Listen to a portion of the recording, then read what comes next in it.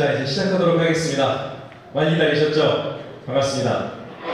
네, 저는 금강마을 통합재건축 추진준비위원회 추진준비위원장이자 오늘 설명회 사회를 맡게 된 신희봉입니다. 인사드리겠습니다.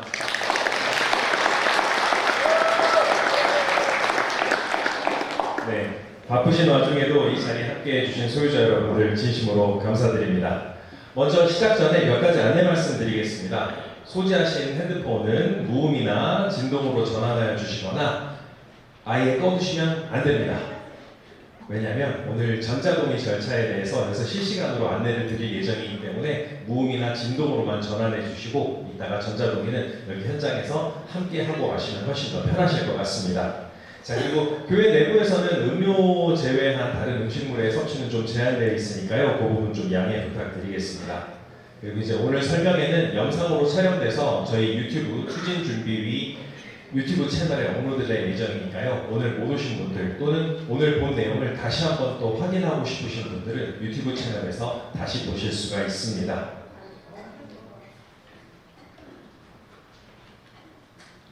네, 그리고 조금 전에도 말씀드렸다시피 안내 문자나 안내 자료를 핸드폰으로 못 받으신 분들은 지금 저기 1층 뒤에 하고 2층 뒤에 조사서가 마련되어 있습니다. 그래서 조사서를 작성해서 저희한테 직접 주고 가셔도 되고 아니면 집으로 들고 가셔서 작성하신 다음에 사진 찍어서 저희 추진준비위원회 대표번호 010-8223-1962번으로 문자로 전송해 주시면 다음부터는 저희가 또 필요한 정보들 제때 전달해 드릴 수 있도록 하겠습니다.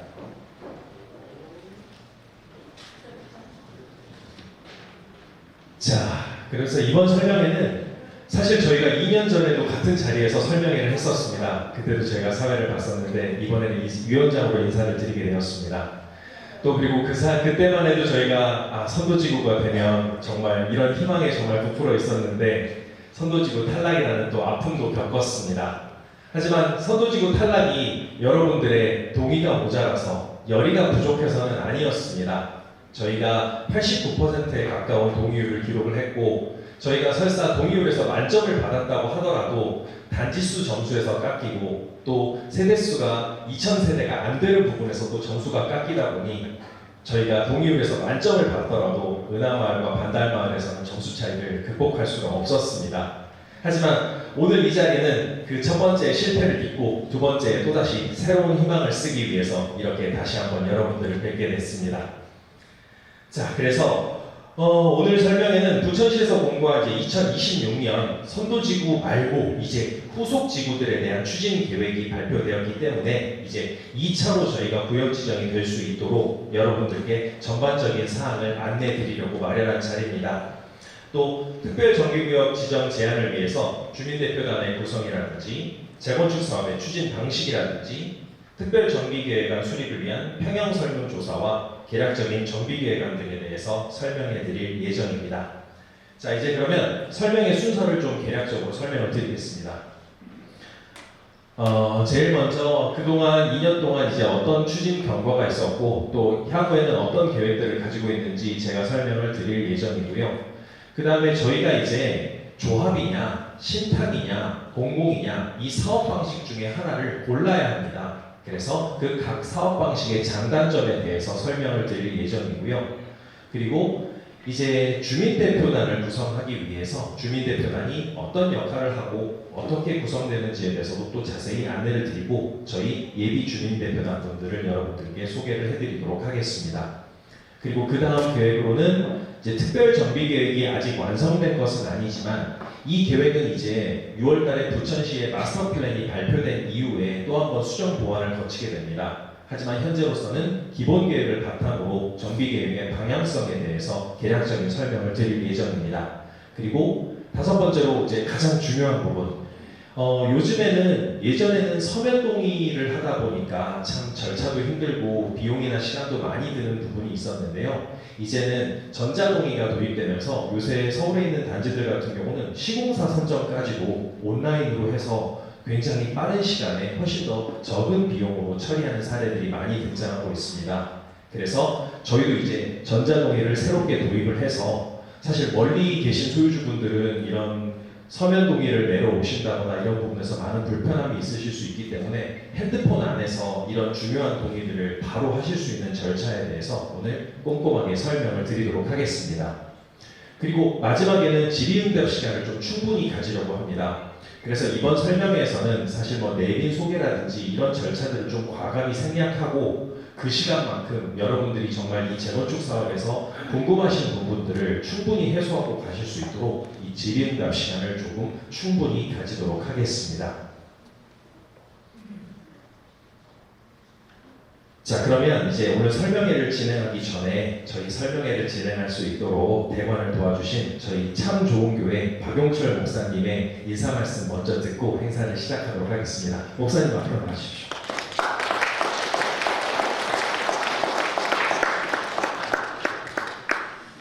날씨가 많이 더워졌죠. 근데 오늘 또 이렇게 귀한 자리, 그리고 또 저희 교회에 이렇게 함께 모이신 거 저희들이 또 축하를 드리고요. 또 우리 금강마을의 모든 재건축 사업이 순조롭게 진행되어지기를 간절히 소망합니다. 도종환 시인은 그의 시 담쟁이에서 이런 이야기를 했습니다. 저것은 벽, 어쩔 수 없는 벽이라고 우리가 느낄 때 그때 담쟁이는 말없이 그 벽을 오른다. 한 뼘이라도 꼭 여럿이 함께 손을 잡고 올라간다. 아마 재건축을 하실 때 가장 중요한 단어가 있다면 together, 함께라는 단어가 아닐까 이런 생각을 해봅니다. 그래서 우리 위원장님을 위시해가지고 우리 모든 금강마을에 계신 분들이 함께 또 마음을 모아서 모든 일들이 잘 추진되어지길 바라고, 또 함께 가면 지금 우리가 공원을 함께 소유하고 같이 공유하고 있는 우리 참 좋은 교회와 금강마을은 정말 이웃이라고 생각합니다. 그래서 함께 가는 단어, 그래서 우리 교회도 잘 될 뿐만 아니라 또 우리 교회도 여러분이 특별히 우리 금강마을이 잘 되기를 위해서 함께 기도하는 마음으로 여러분을 응원하겠습니다. 그래서 여러분에게 좋은 결과 있을 때 저희들도 함께 기뻐하고 감사하겠습니다. 여러분에게 좋은 결과 있기를 소망합니다. 감사합니다. 네, 목사님께 큰 박수 부탁드리겠습니다. 네, 그리고 담임 목사님 말고도 오늘 건설사, 현대산업개발, 대우, 대림, 그리고 신탁사에서 우리자산신탁에서 참여해 주셨습니다. 시간 관계상 박수만 한번 짧게 치고 넘어가도록 하겠습니다. 고맙습니다. 자, 그럼 이제 바로 본론으로 들어가겠습니다. 오늘 설명의 컨셉은 핵심만 간단입니다. 앞에서 말씀드렸듯이 내빈 소개와 같은 이런 절차들은 줄이고 오히려 소유주 여러분들의 궁금증을 풀어드릴 수 있는 질의응답 시간을 더 충분히 가질 예정입니다. 그래서 먼저 이제 금강마을의 향후 계획과 추진 경과에 대해서 설명을 드리겠습니다. 자, 이제 올해 초에 발표된 추진계획 공고에서 이제 선도지구라는 이름은 사실상 더 이상은 없습니다. 그래서 이제는 선도지구를 공모하는 것이 아니라 주민들이 직접 정비계획 초안을 만들어서 시에다가 지정 제안을 하면 시에서는 자문과 심의를 거쳐서 정비구역을 지정하는 방식으로 바뀌었습니다. 자, 그래서 이 2차 선도지구 지정에 대해서도 사실 다른 신도시들에서는 말이 굉장히 많은데요.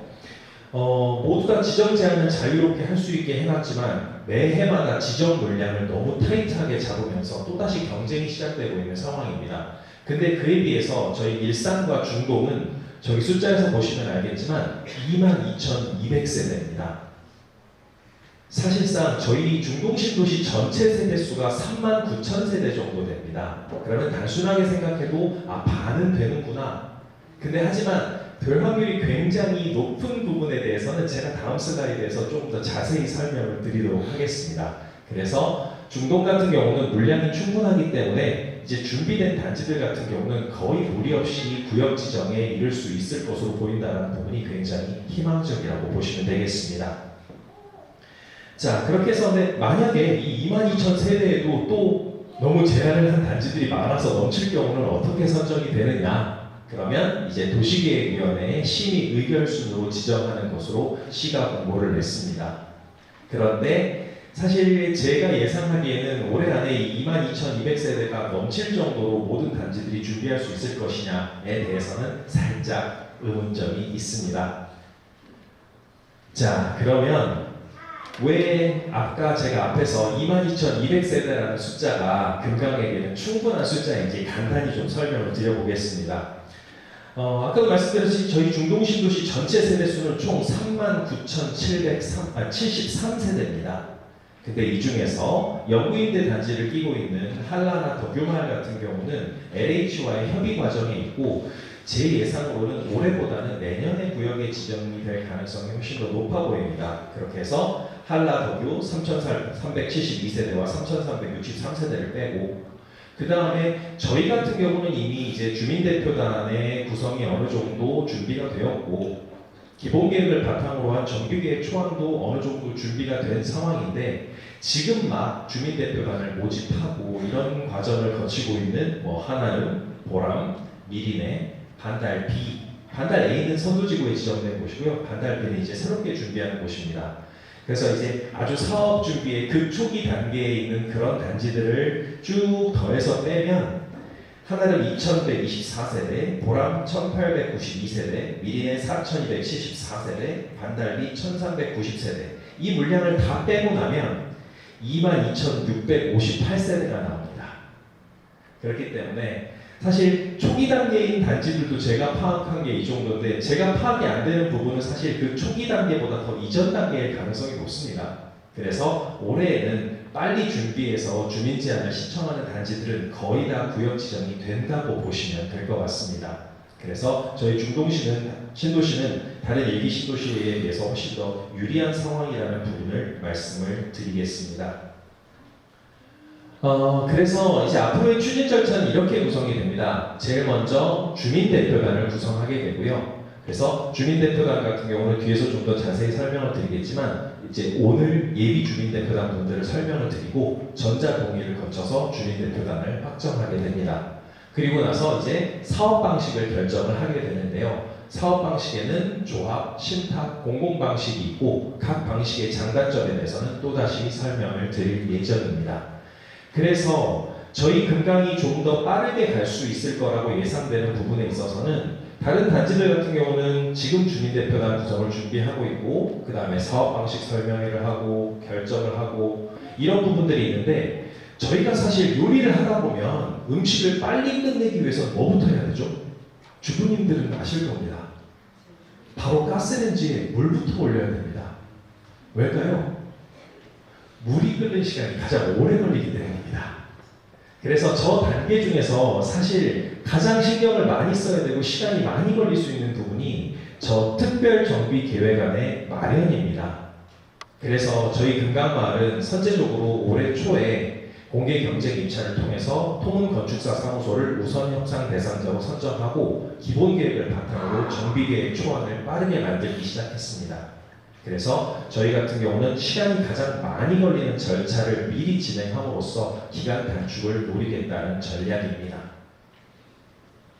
자, 그래서 이제 저희가 이 과정들을 오늘 설명을 통해서 주민대표단을 결정하고 그 다음에 사업 방식에 대해서 여러분들의 의견을 모아서 결정을 하고 나면 이제 조합 방식을 많은 분들이 선택을 하신다. 그러면 주민대표단 구성 이후에 바로 사전자문 접수가 가능하고요. 공공이나 신탁 방식을 결정하신다. 그러면 이제 LH나 신탁사를 예비 사업 시행자로 지정한 단계를 거치고 나서 사전 자문을 접수하게 됩니다. 그래서 사전 자문을 거치고 그 다음에 이제 여러 가지 이제 보완 요청들이 나올 겁니다. 거기에 맞춰서 수정이 진행된 다음에 이제 여러 가지 심의를 통해서 구역 지정에 이르게 됩니다. 그래서 저희가 희망적으로는 올해 안에 구역 지정을 해보자라는 게 목표이고 저희가 또 중상동 재건축 연합회를 조직해서 시장님과 주기적인 간담회를 통해서 올해 안에 이 22,200세대 물량을 다 소화해내보자 라고 시장님께도 계속 말씀을 드리고 있습니다. 그래서 저희의 구역 지정의 목표는 빠르면 올해 안에 늦어도 내년 상반기 정도를 목표로 하고 있다는 점을 말씀을 드리겠습니다. 자, 그러면 이제 주민대표단은 어떤 식으로 구성되는지, 그래서 관련 법령은 이제 노후계획도시 정비법, 줄여서는 노특법이라고 많이 부릅니다. 이제 그게 이제 8월 4일 날 개정안이 나오게 되는데요. 거기에 따라서 주민대표단을 구성하는 방식은 크게 두 가지 방식이 있습니다. 첫 번째는 자유롭게 이 후보를 받아서 다득표자 순으로 주민대표단을 구성하는 방식이 있고요. 두 번째는 기존의 재건축준비위원회가 그대로 입후보해서 찬반 투표를 거쳐서 바로 전환하는 방식이 있습니다. 네. 네? 그건 공화당이 하는 거죠. 주민 뽑아야지 처음부터. 그건 좀 이따 질의응답 시간에 말씀해 주시면 제가 또 자세히 답변을 드리도록 하겠습니다. 네, 그래서 두 가지 방식들이 있는데 지금 대부분의 단지들의 경우는 두 가지 방식을 우선적으로 추진을 하고 있습니다. 그래서 물론 뭐 더 민주적이다 뭐 이런 의견들도 있으실 수 있겠지만 이 재건축 사업 같은 경우는 좀 팀워크가 굉장히 중요한 사업입니다. 그래서 미리 준비 단계부터 팀을 짜서 각자 역할을 나누어서 사업을 진행했던 이 팀이 그대로 재건축을 진행하는 것에 대해서 많은 단지들이 2번 방식을 채택을 하고 있습니다. 그래서 이 부분에 대해서 찬반의 의견을 물어서 찬성 의견이 과반이 넘으면 이 방식으로 진행하도록 하겠습니다. 그래서 이제 주민대표단이 구성되고 나면 이제 예비사업 시행자, 그러니까 신탁이나 공공 방식에 대해서 예비사업 시행자와 협약을 하고 지정에 대해서도 또다시 여러분들께 과반 이상의 동의를 받게 됩니다. 그래서 지금 이 단계를 지정해놓고 이제 노트법 개정안이 시행된 이후에 이제 공식적인 부천시의 승인을 받게 되면 이제 주민대표단도 법적 지위를 가지게 되고 예비사업 시행자도 공식적으로 지정되게 되겠습니다. 자, 그래서 구민대표단의 형태는 대표 1명과 감사를 포함해서 최소 5명에서 25명 사이를 구성하도록 되어 있습니다. 그리고 8월 4일 날 시행되는 개정안 시행 이후에는 이제 주민대표단이 정식으로 부천시의 승인을 받고 나면 이 주민대표단이 하는 활동, 뭐 동의서의 지구라든지 이런 내용들을 다른 사람이 추진할 경우에는 또 형사처벌할 수 있는 벌칙 조항이 신설이 되게 됩니다. 그래서 이런 부분 같은 경우는 사업 초기에 너무 많은 준비가 난립하면서 사업이 좀 갈등으로 치닫는 경우들을 좀 막기 위해서 법안에 제시되어 있는 내용입니다. 그래서 주민대표단은 이제 사업 시행자 또는 예비 사업 시행자를 선정하고 변경할 수 있고요. 그 다음에 계략적인 특별 절비 계획을 작성해서 사전 자문을 접수할 수 있고요. 그 다음에 시행 방식 결정에 따라서 조합 구성이나 사업 시행자 지정을 위한 준비 업무를 하게 됩니다. 그렇게 해서 주민대표단 구성 이후에 각 시행 방식에 따라서 이제 주민대표 기구를 또다시 결정하게 되겠습니다. 그래서 이 주민대표단은 각 방식에 따라서 이제 조합 방식은 조합 설립인가 고시 다음 날, 신탁 방식은 사업 시행자 지정일 다음 날, 공공 방식은 주민대표회의 구성 다음 날까지 활동을 하고 해산하도록 되어 있습니다. 그렇게 해서 지금의 주민대표단이 끝까지 다 간다 이렇게 생각하지 마시고요. 중간중간마다 또다시 동의 절차를 거치게 되니까요. 그래서 이런 단계별로 법에 제시된 대로 절차를 진행하게 되겠습니다. 그래서 저희가 이제 오늘 사업 시행 방식에 대해서 설명을 드리고 여러분들의 의견을 모아서 이제 사업 시행 방식을 결정하게 됩니다. 그리고 노특법에는 기존의 도시정비법에 없는 굉장히 많은 특례 조항들이 들어가 있습니다. 그래서 이런 특례 조항으로 이 재건축 사업은 사실 굉장히 다양하고 복잡한 절차로 이루어져 있습니다. 그래서 한 가지 절차가 승인이 나지 않으면 다음 단계로 진행이 힘든 면들이 있었는데요. 그래서 이런 부분들은 두세 개의 절차를 하나로 통합하는 방식의 특례 조항이 많이 생기면서 기존의 도정법 방식으로 가는 재건축보다는 훨씬 더 시간 단축의 효과가 있을 것으로 생각하고 있습니다.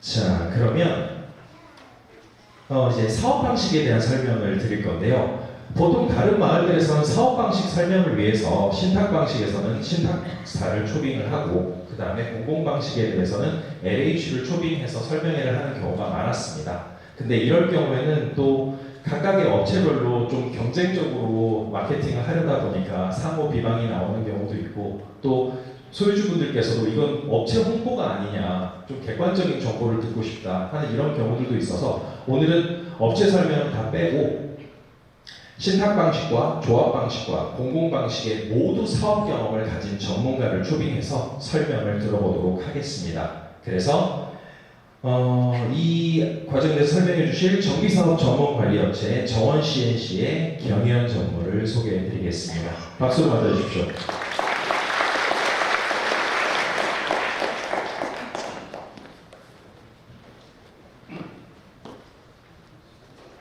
예, 방금 소개받은 정원 CNC의 경영주입니다. 다시 한번 인사드리겠습니다. 지금 통상 정비사업 전문사 관리업자는 일명 정비업체라고 부르면 됩니다.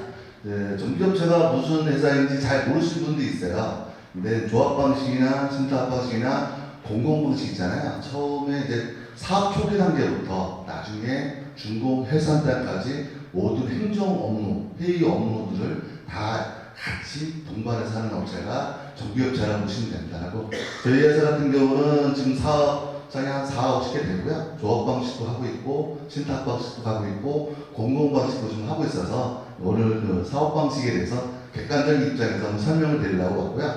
이 사업 방식을 설명하는 이유는 지금 우리가 제일 먼저 선택해 선도지구 2차 특별정비구 제안을 하려면은 사업 방식을 결정해서 만약에 조합 방식을 되면 주민대표단만 구성해서 가면 되는데 만약에 신탁이나 공공으로 가게 되면은 어떻게 되겠어요? 예비사업 시행자를 지정받고 접수를 해야 돼요. 그렇기 때문에 사업 방식을 결정했는데 이 사업 방식은 아무나 결정하는 게 아니고요. 현재는 노트법은 시행령이 아직 안 나왔지만 도시정비법에는 사업 방식을 결정을 할 때에는 오늘같이 세 가지 방식, 조합 방식이냐, 신탁이냐, 공공 방식에 대해 장단점을 설명해야 되고 만약에 지정개발자 방식을 된다면은 업무 협약의 내용도 소유자님께 설명드려야지 이런 절차를 밟았지만 법적으로 유효하기 때문에 오늘 재건축 준비위원회에서 저희를 부른 것 같습니다.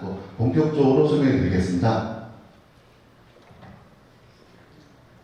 사업 방식은 지금 조합 방식이 있고 신탁 방식이 있고 공공 방식이 있는데요. 지금 관련 법상 조합 방식은 25조, 신탁 방식은 27조, 공공 방식 26조에 있습니다. 근데 각 단지마다 보시면은 그 조합 방식 같은 경우는 이제 여의도 대교 3구 그리고 목동에도 6개 단지가 하고 있고 강명에는 2개 단지, 그다음에 압구정, 개포동 이렇게 지금 하고 있는데요. 신탁 방식 같은 경우는 이제 아시겠지만 분동, 중동, 은하로 이제 예비 사업 시행자로 선도지구 되고 있죠. 신탁 방식을 하고 있고. 그리고 이제 분당의 샛별마을, 여의도의 또 시범, 공작, 한양, 목동에 8개 단지, 그 다음에 하안동에 또 여러 개 단지를 하고 있습니다. 그리고 공공 방식 같은 경우는 이제 부천 반달마을 A가 선도지구 돼가지고 지금 LH하고 좀 사업하고 있고요. 나머지는 이제 군포의 9-2 구역이 선도지구인데 이것도 이제 LH 방식으로 하고 있습니다. 근데 이 사업 방식에 대해서는 어느 누구도 결정하는 건 아니에요. 소유자님께서 선택하시는 거고요. 이 선택에 따라서 간다고 보시면 됩니다. 오늘 하게 되는 이 사업 방식에 대해서 설명을 드리시고 나서 아마 설문조사를 할 텐데 그때 사업 방식을 결정하시면 될 겁니다. 그러면 이제 하나 예를 들어봤어요. 목동에 14개 단지가 있습니다. 14개 단지가 있는데 조합 방식은 목동은 6개 단지가 지금 하고 있고요. 신탁 방식은 8개 단지가 지금 하고 있는데 속도 면에서 보면 현재 지금 조합 방식은 현재 지금 설계사 선정하고 있고 일부 단지들이 신탁도 여기는 이제 설계 선정하고 시공사 둘 다 선정하는 절차를 밟고 있다고 보시면 되겠습니다. 사업 방식별 총괄 절차입니다. 조합 방식이 이제 우리가 설문조사를 하게 되잖아요. 설문조사를 하게 되면은 조합이냐, 신탁이냐, 공공이다 그러는데 지금 노트법에서는 우리가 그냥 특별 예정국으로 지정이 돼 있어요. 그러니까 특별 정비구로 예정으로 지정돼 있기 때문에 만약에 조합 방식으로 간다면은 바로 투기비 설립이 가능하고요. 그리고 만약에 공공으로 간다면은 소유자 대표국인 주민대표회의를 구성이 가능합니다.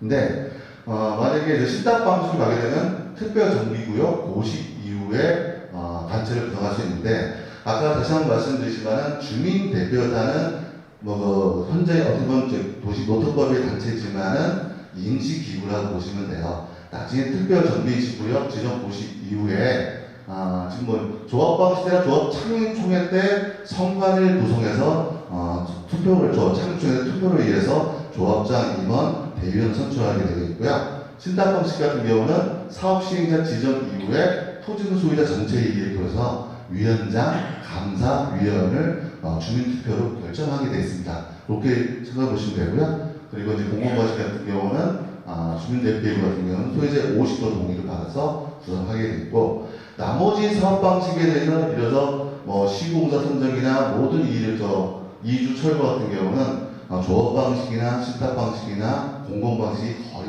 유사하다고 보시면 되겠습니다. 그러니까 초기 단계, 준비 단계만 많이 차이점이 있다고 보시면 되겠습니다. 그러면 이제 아까 위원장님 설명해 주신 것처럼 8월 4일날 이제 노트표가 개정이 되잖아요.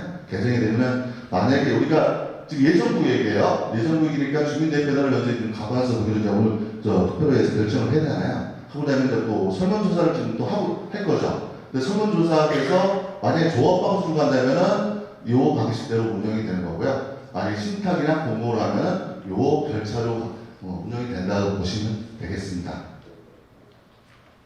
그러면 이제 조합 방식이나 지정개발자 방식의 이제 설립 요건이나 지정 요건을 한번 따져봐야 되겠어요. 지금 보면은 그 조합 방식 같은 경우는 전체 우리 토지동 소유자의 70%가 동의가 있어야 되고 동별 과반이 있어야 되지 조합 설립 인가가 납니다. 예를 들어서 동별 과반이 없으면은 조합 설립 인가가 안 나는데, 근데 신탁이나 공공 방식 같은 경우는 동별 요건도 없고 전체 토지 소유자의 과반, 그리고 8월 4일부터는 단지별로 과반.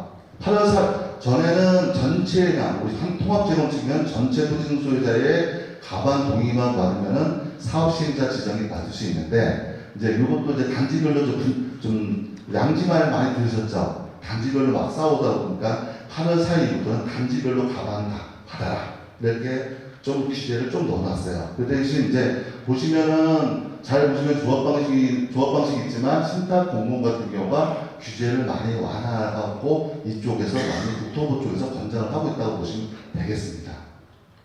그러면 또 유권해석을 보면은 이제 제가 유권해석 받은 건데, 국토부 유권해석이 아까 한 것처럼 재건축 추진 시 신탁업자, 공공기관 등이 사업시에 지정할 경우는 동의 요건은 토지등 소유자 과반수 동의를 알려드린다고 국토부의 유권 해석을 나왔어요. 그러면 조합 방식은 어떻게 되는 거냐고 물었더니, 조합 방식은 사업 시행자 지정 요건과 조합 설립 요건은 별개의 사항이며 노후기 도시법에서 조합 설립에 대한 규정이 없어 같은 법 3조에 따라 법령의 정한 절차를 따른다. 같은 법 3조가 뭐냐면은 도시정비법을 따라라. 도시정비법을 따르려면은 도시정비법은 전체 조분 소유자의 70% 동의, 과반 동의 이런 식으로 되기 때문에 조합 방식은 좀 엄격하게 동의 요건이 강화되어 있다고 보시면 되겠습니다. 그러면 조합 방식이나 신탁 방식이나 공공 방식이 최고 의사결정은 어떻게 하냐? 똑같습니다. 조합 방식은 이제 이름만 틀려요. 조합은 총회, 신탁은 전체의, 공공도 전체의. 그 대신 대표기구는 뭐냐? 조합은 이사회, 신탁은 정비사업위원회, 공공 방식은 주민대표회의 이렇게 보시면 되고요. 자치계약은 조합 방식은 조합정관, 신탁 방식은 시행기정, 공공 방식은 시행기정. 그러니까 말만 틀리지 다 유사하게 똑같은 기능을 설치한다고 보시면 되겠습니다. 그러면 대표자는 어떻게 되냐 그러면 조합 방식은 좀 엄격하게 좀 해놨어요. 조합 방식은 이제 조합장의 작용 요건하고 그다음에 임기 이런 건 엄격하게 했는데, 신탁 같은 게나 공공 같은 경우는 좀 준용해서 많이 가는데, 일단은 조합 방식 같은 경우는 조합 방식은 대표적으로 조합장이죠. 조합장인데 작용 요건하고, 그리고 조합장은 그 거주지에 조합장들부터 관리처분들까지 무조건 살아야 된다, 이런 조건이 있고, 근데 신탁 방식이나 공공 방식은 별도 운영 규정에서 정하게 돼 있어요. 정하게 돼 있고, 근데 이제 요거를 최근에 보니까 많이 지금 조합 방식의 작용 요건을 많이 따라가요. 신탁 같은 경우는 그 절차를 보시면 되겠습니다. 그 대신 임기는 똑같이 3년 이하의 법에서 정관을 쓰는데, 조합 방식이나 신탁이나 공공도 대부분 3년으로 임기를 해서 3년마다 새로 선출하는 걸로 이런 절차를 갖고 있다고 보시면 되겠습니다. 그러면은 소유자 대표기구의 구성 요건을 그랬어요. 조합 방식은 많이 들어봤죠. 대위원회라고. 근데 대위원회는 법으로 다 정해져 있어요. 우리 같은 경우는 1900세가 넘잖아요. 1900세 넘으니까 무조건 대위원을 100명 이상은 구성해야 돼요. 그러다 보니까는 조합 방식이 문제점이면은 100명 구하기, 대위원도 구하기 힘들고, 대위원회 한번 하려면 자리도 없었고, 그리고 참석도 과반 참석도 어렵고 이런 문제점이 좀 있었어요. 근데 이제 신탁이나 공공 방식은 되게 완화시켜놨어요. 신탁은 별도 정해지가 않는데 목동이 지금 대부분 단지들이 14개 단지들이 보면 신탁 방식 8개 단지들이 보니까 통상 기존 소유자가 2,000 세대에서 3,000 세대 정도 돼요. 근데 이제 8개 단지 보면은 정비사위원회 구성이 10명에서 한 25명 정도 이렇게 축소화했다는 게 빠른 사업 추진을 위해서 이렇게 축소한 경향이 있고요. 공공방식 같은 경우는 법에 정해졌습니다. 주민대표이면 5인에서 25인 이하로 구성하라 되어 있고요. 지금 보시면은 근데 선출은 어떻게 할 거냐? 아까 다시 말씀드렸죠. 지금 주민대표단은 요거는 어떻게 보면 준비 단계까지만 끝나는 거고 조합 방식이나 신탁 방식의 대표 조합장이나 소유자 대표 기구를 선출하는 거는 조합 방식은 창립총회 때 투표로 결정이 돼요. 조합장 누가 나오면 누구 질 거냐, 조합이사는 누구 질 거냐 이런 걸 투표를 결정하고 신탁 방식 같은 건 똑같습니다.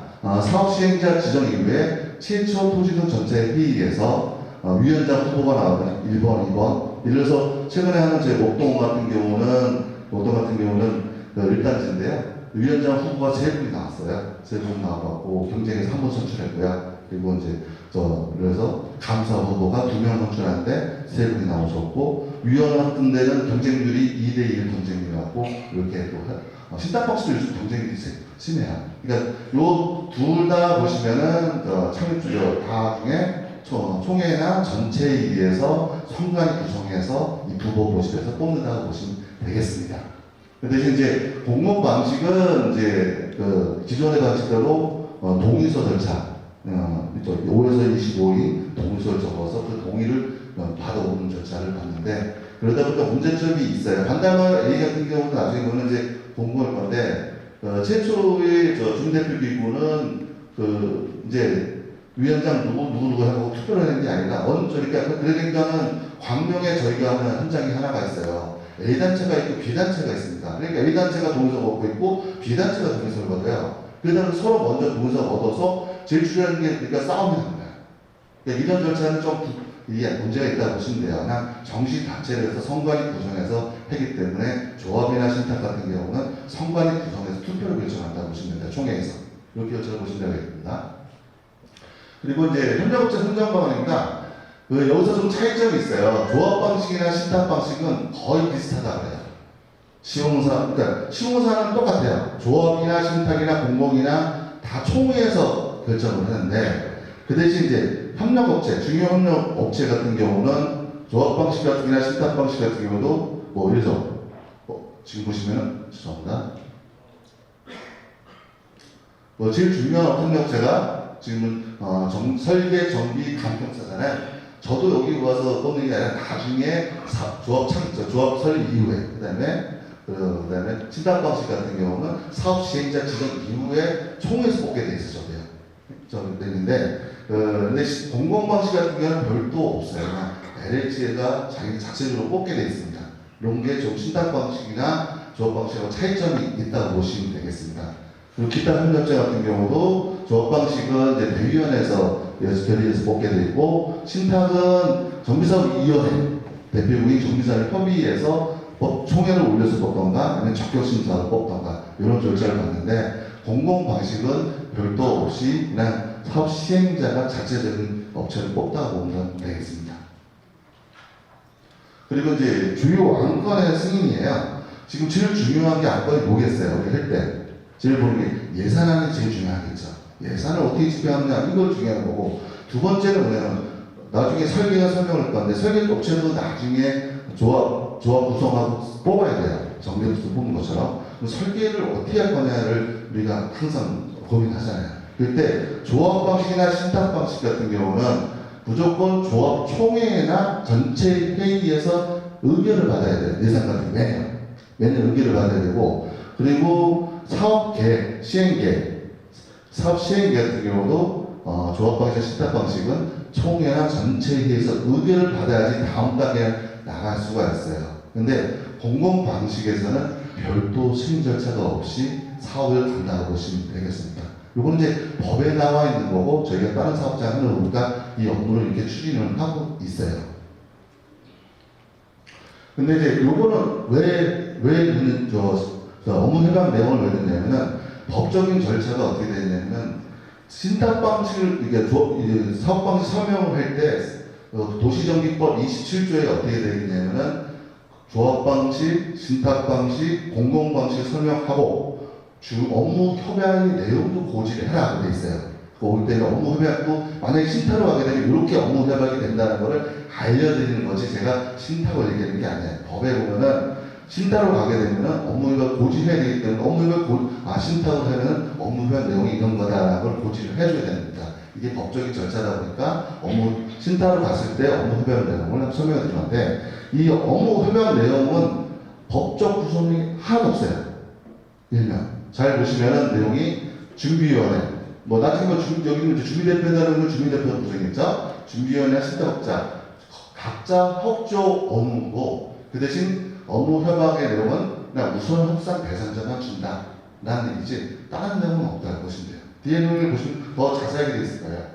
보면은 해지 서로가 해지 못하면 해지해야 된다.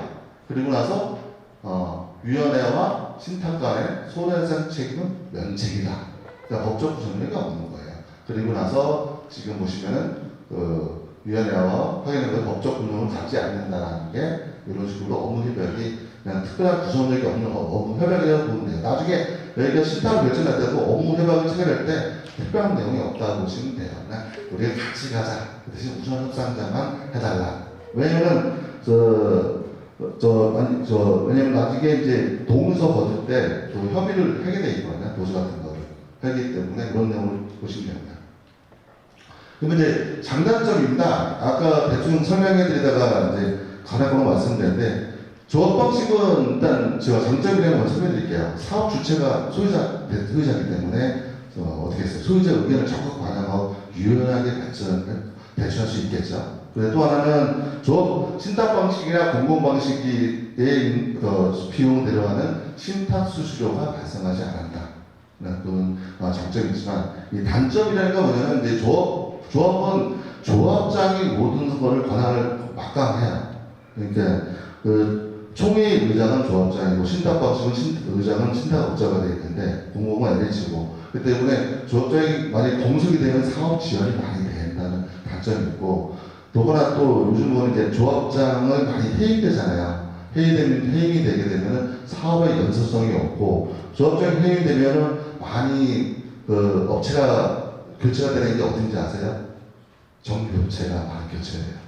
왜냐면 정비업체가 행정업무를 계속 같이 해주니까 모든 게 이제 그게 해체가 되고 그렇기 때문에 사업이 늦어지는 거야. 조합장도 해체되고 정비업체가 되니까 사업 자체가 늦어지는 단점이 있고 더구나 또 조합장이나 임원이나 대표님이 지금 재건축 경험이 많이 부족해서 시행착오가 있다는 게 보고 또 하나는 자금이 없잖아요. 자금이 시공선정까지 자금 마련이 어렵다고 했는데 그 대신 이제 신탁 방식 같은 경우는 신탁이나 공공이나 거의 비슷하다고 보세요. 자금 차익이 용이하고 투명한 사업 관리를 한다. 그리고 전문가 집단이다. 그다음에 이제 아까 신탁이나 공공 같은 경우는 추진이 설립이 생략되고 바로 특별정비 구역 시간에는 사업 시행자 동의서를 바로 걷다 이런 장점이 있죠. 그러나 그 대신 단점도 있겠죠. 비용이 들어가잖아요. 이제 그만큼 그렇기 때문에 제가 항상 말씀드린 게 비용이 들어가는데 이 비용을 부과하고 이 방식으로 갈 거냐 아니야 비용을 안 들고 조합을 갈 거냐 이런 것들 고민을 하셔갖고 일단 선택을 하셔야 되는 거예요. 근데 비용을 좀 더 주더라도 내가 깨끗한 사업 빨리 가겠다 이런 거 보면 신탁으로 가거나 공공으로 가겠고 아니다 우리 조합으로 깨끗할 수 있어. 그럼 비용 신탁 수수료나 공공 방식도 사업 신탁 수수료라고 발생해야 똑같다고 보시면 말만 들리지 동일하다고 보는데 차이점은 뭐냐면 이제 신탁과 공공 차이점을 말씀드릴게요. 가슴에 되는 게 속도가 공공 빨리 가다 보시면 돼요. 왜 빠르냐면은 아까 예산 승인 절차도 없고 총회 절차도 없어요. 그게 단점이에요. 소유자 의견 수렴이 부족하다는 거지. 그러니까 장점이 반면 단점이 되는 거죠. 빨리 갈 수 있지만은 일단 예산 승인 같은 거 하나 안 받아도 돼요. 그 다음에 사업 시행 계속 총회 같은 것도 없어요. 그러다 보니까 일단은 협력업체 선정 등 사업 계획에는 승인이 별도가 없기 때문에 토지다 의견에 수렴이 약하다는 거죠. 저희도 다른 사업장 하다 보니까 그런 절차가 있더만요. 이렇게 보시면 되겠습니다. 네, 마지막으로 항상 제가 말씀을 드리겠는데, 이게 항상 제가 이제 그 설명회 때, 조합 신탁, 공공방식 설명할 때 항상 말씀드리는 게, 그 조합이나 신탁이나 공공이나 일단 사업 주체가 상의하고, 초기 단계나 협력업체 선정하는 것이 좀 상의하는데, 아까 설명해 드린 것처럼 나머지 절차들에 대해서는 대부분 유사하게 운영되고 있습니다. 그리고 아까 설명해 드린 것처럼 각 사업 방식으로 장단점이 있어요. 근데 우리가 소유자가 1967세대인가? 그 소유자분께서 다 주인이세요. 그 주인이다 보니까 누구 다 주인 100% 만족할 수는 없어요. 100% 만족할 수 없이 가는 사업이기 때문에 결국은 법에서 몇 프로 돈을 받아라, 몇 프로 돈을 받아라, 총회를 거쳐라 이런 절차를 받기 때문에 지금 무조건 100%이기 때문에 다수 의견을 따라갈 수 있습니다. 근데 만약에 오늘 이후에 설문조사를 해갖고 만약에 조합을 결정했다면은 조합을 모든 걸 총론을 해주셔야 되고, 만약 신탁으로 했다면 신탁으로 결정하시고, 만약에 공공으로 왔다면 공공으로 결정을 해주셔야 돼요. 만약에 나 조합을 원하는데 신탁이 됐어? 나 신탁을 원하는데 공공이 됐어? 내 공공을 원하는데 조합이 됐어? 아니 안 해. 이러면 우리 사업 못 갑니다. 재건축행위 모르겠어요. 재건축의 목적은 간단해요. 노후도시, 지금 주차도 불편하고 주거환경도 개선이 목적이지만 주 목적은 뭐겠어요? 내 집값 올리는 거예요. 내 재건축을 안 하는데 내 집값 안 올라갑니다. 결국은 내 주거환경도 개선이 됐지만 일단 내 집값을 올리는 목적도 재건축이니까는 항상 단합돼 갖고 이 사업을 추진하는 것이 어느 누구보다 빨리 사업을 갈 수 있다고 보겠습니다. 네, 여기까지 설명하시겠습니다. 감사합니다.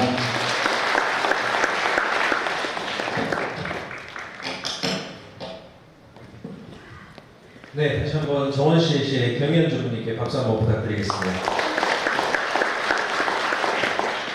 네, 그러면 이제 회사 소개 같은 경우는 나중에 또 드릴 기회가 있을 거고요. 그래서 이러한 실적들이 있는 회사다라는 걸 알고 계시면 되고요.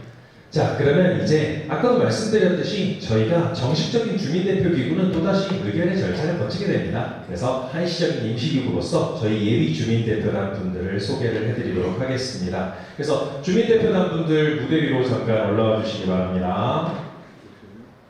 네, 그리고 저희가 이 주민대표단 분들을 다 한 분 한 분 다 소개해드리고 싶지만 시간 관계상 저희 이제 위원장의 프로필만 간단히 보여드리도록 하겠습니다. 네, 주민대표단 분들 무대로 올라와 주십시오. 저랑 같이 인사드리도록 하겠습니다. 네, 그래서 이분들이 주민대표 분들이시니까 또 단지에서 마주치셨을 때 또 재건축 사업에 대해서 궁금한 부분이 있으면 또 언제든지 물어봐 주시고 또 저에게도 언제든지 편하게 연락 주시면 좋겠습니다. 자, 주민대표단 인사드리겠습니다.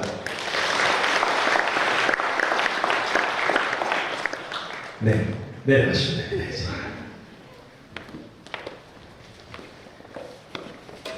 네, 그렇게 해서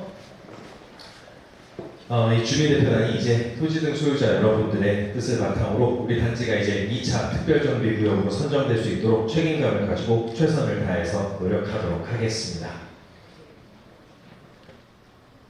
네, 그리고 다시 한번 또 안내 드릴 텐데요. 안내 문자 받지 못하신 분들은 뒤에 있는 조사서 꼭 작성하고 가시길 바라겠습니다. 자, 그 다음은 이제 저희가 부천시 기본계획을 바탕으로 잡은 특별정비계획 초안에 대한 설명을 드리겠습니다. 그래서 포문건축사 사무소의 최용준 소장님이 설명을 해주시도록 하겠습니다. 앞으로 모시겠습니다. 박수 부탁드리겠습니다.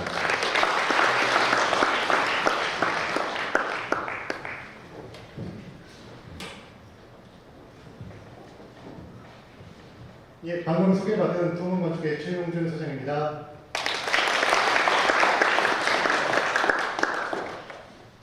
제가 부천 금남마을 아파트 재건축 정비사업 저희 특별정비구역 지정 및 특별정비계획안에 대해서 설명드리겠는데요.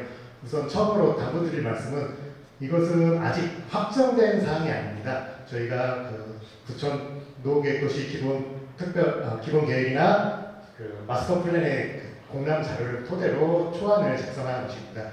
오늘 설명을 들으시고 궁금한 사항이나 건의하실 사항이 있으시면 저희가 그걸 다 반영을 해서 또 계획안을 수정하게 되고요. 추후에 정식적인 행정 절차 과정에서 또 변경되는 부분이라는 걸 한번 설명드리고 계획안에 대해서 설명드리겠습니다. 대산지 현황입니다. 저희는 지금 두 개 단지가 통합되어 있는 8만 4천의 면적을 갖고 있습니다. 그래서 총 19개 동에 1962세대로 대단지의 아파트입니다. 1994년 5월에 준공이 돼서 이제 32년 정도 경과한 아파트입니다. 입지 여건이 저희가 굉장히 훌륭한데 남측에 부천 시청역이 있고 서측에 송파대로가 있어서 접근이 굉장히 훌륭한 입지를 갖고 있고요. 또 남측에 초등학교를 품고 있는 아파트 초품화가 되고 또 어린이공원까지 있고 근린공원까지 있어서 환경적으로 굉장히 좋은 입지를 갖고 있다고 설명드릴 수 있겠습니다. 그래서 이제 부천시에서 발표한 노후계획 도시 정비 기본 계획인데요. 저희는 죄송합니다. 존 1에 이제 4번 특별정비 예정구역으로 지정이 되어 있습니다.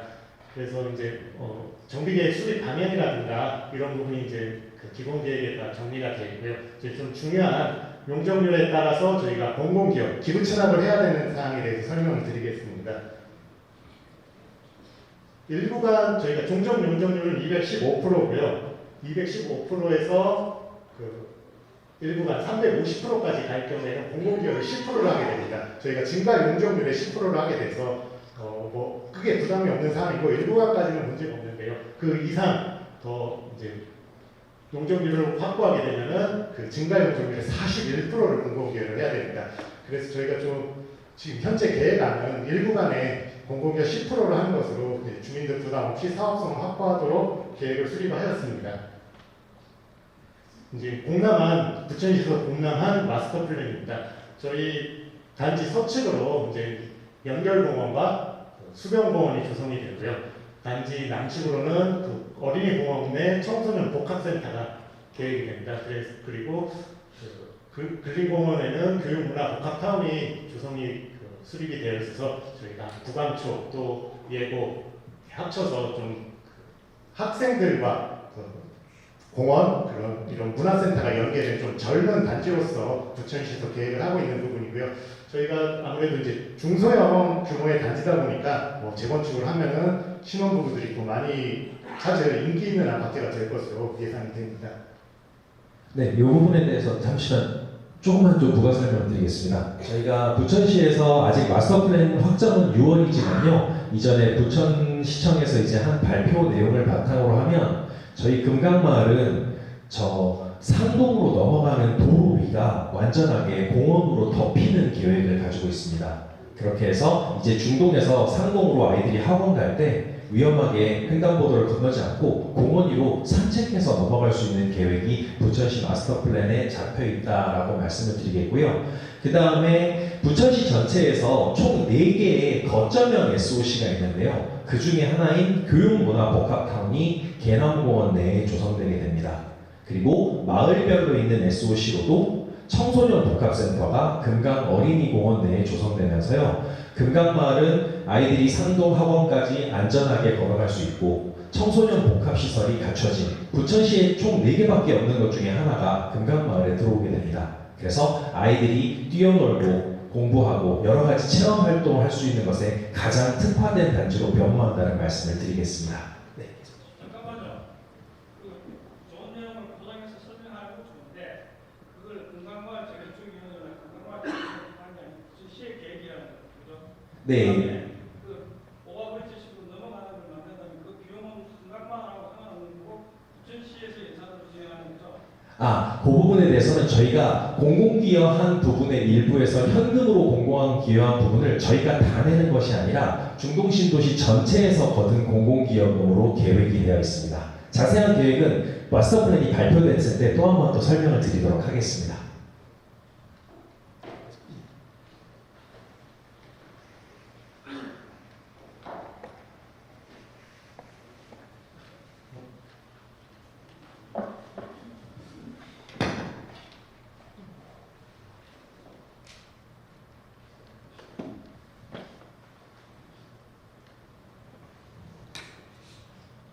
예, 공남한 마스터 플랜으로 저희가 기본적인 초안을 잡은 토지이용 계획입니다.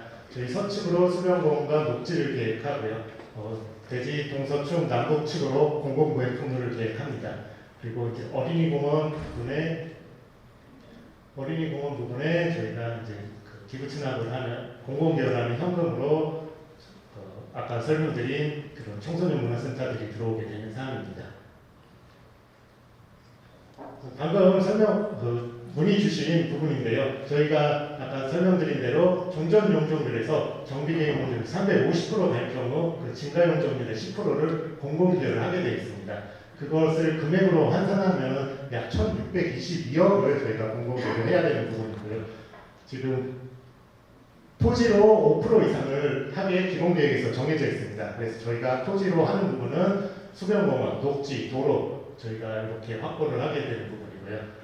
추가적으로 대상지에 이제 기존에 가운데 있던 보도 부분이라든가 원래 계획 서측에 있던 공공공지가 용도 폐지가 되면서 그 부분은 저희가 마이너스를 하는 부분이고요. 최종적으로 결국 공공기여를 하는 부분은 1,167억을 땅과 같이 함께 부담을 해서 총 1,622억을 부담을 하게 됩니다. 이 부분으로 방금 설명드린 그런 생활 SOC들이 조성이 된다고 보시면 될 것 같습니다. 건축 계획안입니다. 현재 건축 계획안은 350% 이내에서 349.97%로 계획을 했고요. 세대수는 총 2,602세대, 최고 49층으로 계획을 하였습니다. 왼쪽이 재건축 전에 현재 세대수 1,962세대고요. 오른쪽이 재건축 후에 2,602세대입니다. 약 700세대 정도가 이제 증가를 하게 되는데요. 이 부분도 확정된 안이 아니고 이제 저희들이 주민 설문조사나 그런 부분으로 평형대 구성을 새로 할 수 있고요. 지금은 당초 갖고 계신 평양에서 좀 부담 없이 이동할 수 있도록 좀 중소형 규모를 바탕으로 계획을 수립한 사항이 되겠습니다. 이제 건축 계획을 하면서 저희가 중점적으로 보는 부분이 이제 포인트를 4개를 잡아서 계획을 하였습니다. 첫 번째는 저희가 랜드마크를 단지로 만들기 위해서 구청의 상징이 되는 49층의 시그니처 타워를 계획을 할 거고요. 그리고 주변에 있는 보행 네트워크 조성으로 이제 동서충 남북측으로 된 공공보행통로를 통해서 그 공원과 학교들이 연계되는 그런 보행 중심 네트워크를 조성하게 됩니다. 그리고 포인트 3은 전 세대 남향 배치를 하고 그 단지 내에 폭넓은 광장을 조성해서 이제 개방감이 최대한 확보되고 거주 환경을 높이는 그런 계획을 수립하겠습니다. 이제 남측에 초등학교가 있고 어린이 공원이 있다 보니까 그런 그 학교와 공원과 연계된 좀 즐거운 문화생활을 같이 누릴 수 있는 복합 단지로 조성을 하겠다라는 포인트를 잡고 건축 설계를 하였습니다.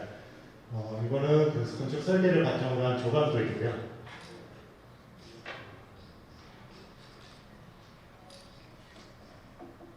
예, 배치도입니다. 전 세대 남향 배치로 조성을 하였고 49층 아파트는 시그니처 타워는 저희가 서측에 계획을 하였습니다. 이제 면적의 산정 방법이 이제 저희가 준공될 당시와 이제 법적 규정이 바뀌었습니다. 그래서 종전에는 중심선 기준으로 면적을 측정했는데요. 현재는 실제 사용하는 면적을 기준으로 측정을 합니다. 그래서 같은 면적으로 고시가 알고 계시더라도 실사용 면적은 현재 계획하는 면적이 훨씬 더 크다 그렇게 생각을 하시면 되겠습니다. 그리고 또한 이제 발코니가 서비스 면적으로 제공되는데요. 현재 원베이, 투베이 구성되어 있는 부천 금강이 재건축하면은 3베이, 4베이가 되기 때문에 이제 그 발코니 면적을 확장해서 더 주거 면적으로 이용을 할 수 있기 때문에 실제 재건축을 했을 때 느끼는 평형별 수치는 수치 이상으로 더 큰 면적이 확보된다 생각하시면 좋겠습니다. 일단 예를 들었는데요. 저희가 42.95 현재 18평형을 살고 계시는 분이 비슷한 평형대로 계획을 하게 되면은 어떻게 달라지는지를 보여드리겠습니다. 실사용 공간이 이제 투베이를 하면서 당초에 46에서 57제곱미터로 약 11제곱미터가 확장이 됩니다. 51평형도 3베이로 구성하면서 실사용 면적을 크게 확장을 하였고요.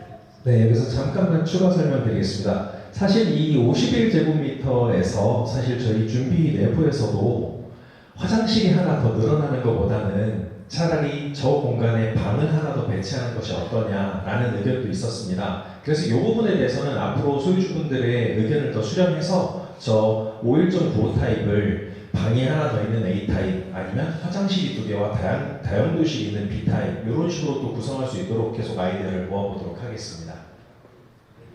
잠깐 좀 말씀드릴게요.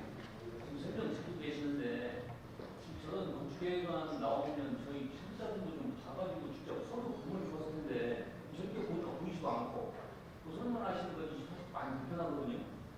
저 자료는 저희가 그 카톡으로 보내드린 안내 자료에도 포함되어 있습니다.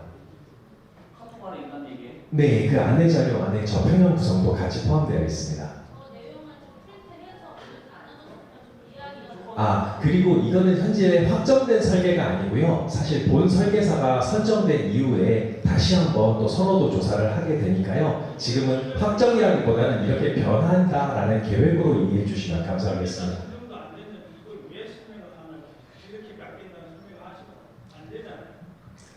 네, 그 부분은 결정이 되고 난 다음에 본 설계를 가지고 이야기를 하셔야지 지금 계획을 네, 이 부분에 대해서는 요새 재건축 설계가 이런 식으로 진화하고 있다라는 예시로 참고하시면 좋겠습니다. 나머지 부분들 또 질의응답 시간에 또 말씀해 주시면 또 답변을 드리도록 하겠습니다. 이게 말씀 주신 대로 이건 현재 샘플 이미지로 생각을 하시면 되고요. 재건축을 하면은 이렇게 더 살기가 좋아진다라는 그런 취지로 이해를 해주시면 좋겠습니다. 이제 저희가 59.95로 계획을 하게 되면은 21평이었던 게 약 10평 정도 증가하고요. 이제 전체적으로 다 살고 계신 평형대에서 이제 개선되는 그 평면으로 이동이 가능하다라는 내용입니다. 예, 이거는 또 뭐 예시 이미지인데요. 현재 저희가 대단지다 보니까 커뮤니티 센터를 조성하는 데에도 되게 유리한 부분이 있습니다. 그런 부분들은 뭐 최신 트렌드를 반영해서 여러분들이 원하시는 그리고 더 살기 편한 그런 단지를 만들기 위해서 다양한 커뮤니티 시설을 도입할 수 있다라는 의미로 저희가 설명을 드리겠습니다.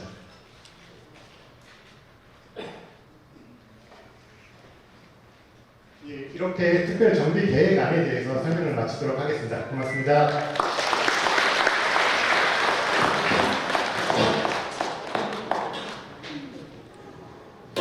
네, 다시 한번 박수 부탁드리겠습니다. 네, 여러 가지 궁금하신 부분들이 많으실 텐데요. 저희가 또 이따 질의응답 시간을 가질 테니까 그때 또 자유롭게 질문을 해주시면 또 상세하게 답변을 드리겠습니다. 자, 이제 마지막으로 이제 전자동의 및 이런 소유주 여러분들의 여러 가지 의견들을 반영하실 수 있는 전자동의 절차에 대해서 이제 레디포스트의 김명길 부장님께서 설명해 주시도록 하겠습니다. 보시겠습니다. 네, 박수 부탁드리겠습니다. 네, 안녕하십니까. 저는 레디포스트의 김명길이라고 합니다. 저는 이제 오늘 저희가 이제 동의하는 방식인 전자방식 어떻게 진행되는지에 대해서만 간단히 설명드리겠습니다. 먼저 저희 회사만 간단히 설명드리면 저희는 도시정비 안에서는 전자 서비스를 가장 많이 제공하고 있는 회사입니다. 저희는 전국적으로 서비스를 지금 가장 많이 제공을 하고 있고요.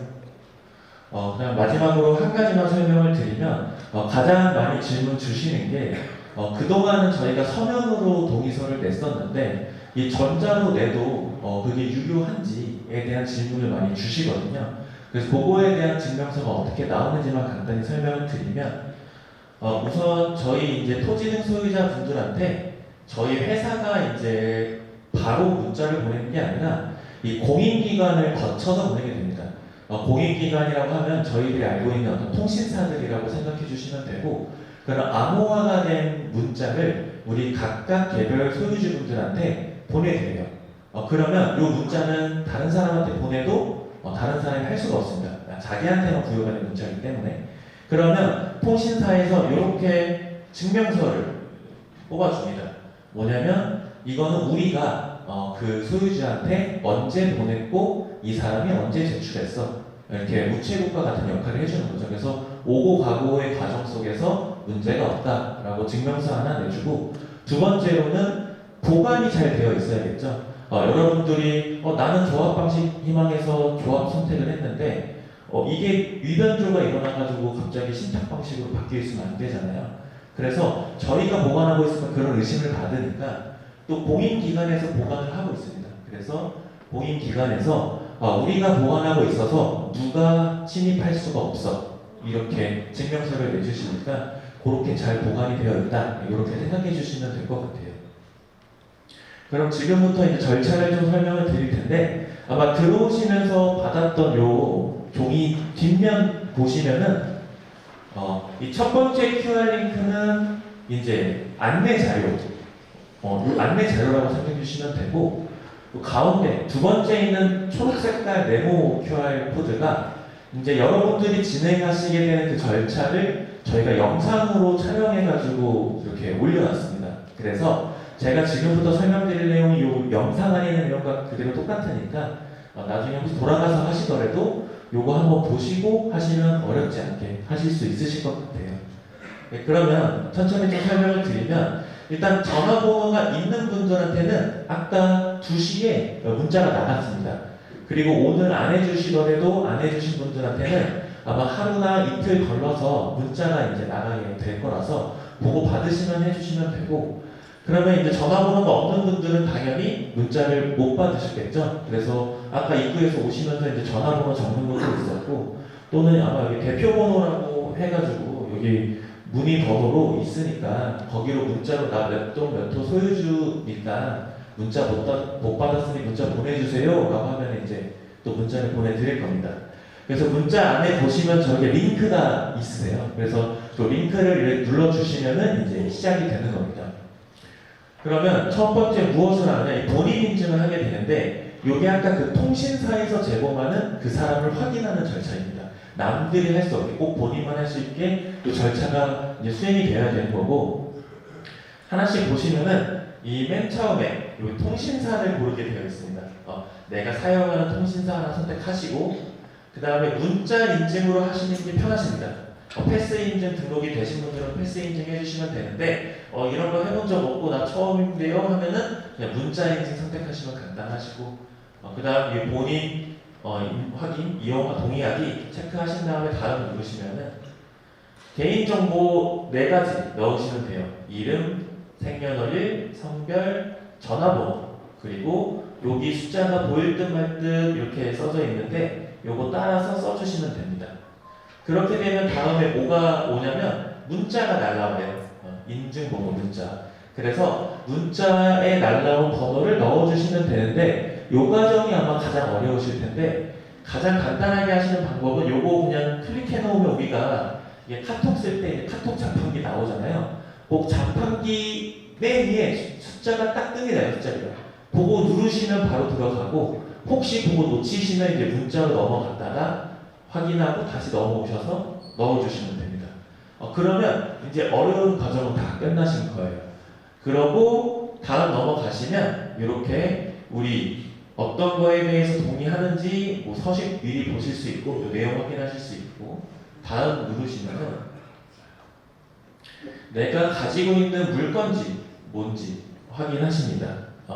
확인하시는데 아마 이 전에 한 단계가 더 있을 때 우리 동의서 맨 위에 자기 살고 있는 주소 입력하게끔 되어 있거든요. 그래서 그것도 이제 절차가 나오면은 그것도 누르셔가지고 한번 넣어주시면 되고, 그거 우리 영상에 또 자세하게 나와 있으니까 영상 확인해봐 주시면 될 것 같고요. 그러면 우리 여기 보시면 이제 설문조사 진행한다고 아까 말씀드렸는데, 설문조사가 진행되고 첫 번째로 어떤 방식을 선호하시는지, 조합 방식인지 신탁 방식인지 공공 방식인지 셋 중에 하나 선택하시고 다음 눌러주시면 되고, 그 다음에 이 아파트가 새로 지어지게 되면은 나는 어떤 평수를 희망한다에 대한 희망 평형을 선택해 주시면 됩니다. 그리고 마지막으로 이제 우리 커뮤니티 센터나 이런 데에 내가 희망하는 선호 시설 또 이것 중에 하나 선택해 주시면 되고요. 그 다음 여기 사인 이름을 먼저 쓰십니다. 이름이 벽에 깔려서 이름 쓰시고 서명까지 한번 해주셔야 됩니다. 이렇게 서명까지 해주시면은 내가 지금까지 작성한 동의서 내용을 한번 체크하는 겁니다. 이렇게 잘 들어갔구나. 외형 확인하시고 제출하는, 끝나는 구조입니다. 그래서 절차상으로는 아마 영상 보시면서 다시 한번 따라하시면 크게 어렵진 않으실 거고, 지금 제가 올라오기 전에 보니까 벌써 한 50분 정도 제출을 해주셨더라고요. 그래서 한번 따라해봐 주시고, 혹시 모르시면은 여기 문의 전화번호 있으니까 이쪽으로 또 문의해 주시면 답변 들으실 수 있을 것 같습니다. 네, 이상으로 마치겠습니다. 감사합니다. 네, 박수 부탁드리겠습니다.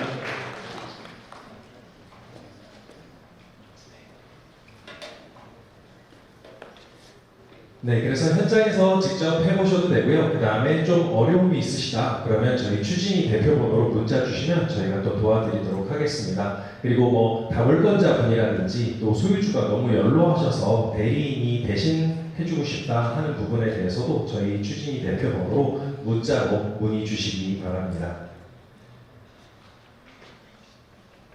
자, 그러면 네, 그래서 또 다시 한번 말씀드리겠습니다. 안내자를 못 받으신 분들 꼭 줘서 작성하고 가시기 바랍니다. 그럼 이제 오늘에서 가장 중요한 부분입니다. 참 궁금한 부분들이 많으실 것 같은데, 그래서 소유주 여러분들의 개별적으로 또 궁금하신 부분에 대해서 또 질문을 듣고 답변을 드리도록 하겠습니다. 그래서 먼저 주로 자주 나오는 질문들에 대해서 먼저 답변을 드리도록 하겠습니다. 사실 가장 궁금하신 부분이 분담금은 얼마나 나오나요? 그리고 분담금은 언제 공개되나요? 이 부분이 가장 궁금하실 겁니다. 자, 그래서 저희가 오늘 선호평형 조사를 하는 이유가 저희가 가지고 있는 땅의 부지는 한정되어 있습니다. 그래서 여기서 지금 기존 소유주분들이 몇 평의 집을 원하시는지가 어느 정도 결정이 돼야 저희가 나머지를 일반 분양으로 팔아서 이제 저희가 분담금을 줄이게 되니까요. 일단 저희가 얼마 정도의 집을 살게 되느냐, 이 선호도 조사가 먼저 진행되어야 추정 분담금을 알려드릴 수가 있습니다. 그래서 추정 분담금은 총 4차례에 걸쳐서 좀 더 정확해질 예정입니다. 그래서 이번 설명회가 아닌 다음 설명회에서 이제 마스터 플랜이 반영된 정비계획안이 완성되면 그때 한번 추정 분담금을 알려드릴 거고요. 그래서 여러분들이 알고 계시는 은하마을의 추정 분담금이 이 정비계획안 단계에서 나온 겁니다. 그래서 저희도 다음번 설명회 때 추정 분담금을 1차로 안내를 드릴 거고요. 그 다음에 이제 사업 시행자가 지정될 때, 그리고 또 사업 시행인과 이후에 조합원 분양 신청을 하기 이전에, 그리고 분양 신청이 끝나고 관리 처분 계획을 확정할 때 또다시 점점 더 분담금이 정확하게 산정돼 가는 과정이라는 점을 알려드리겠습니다.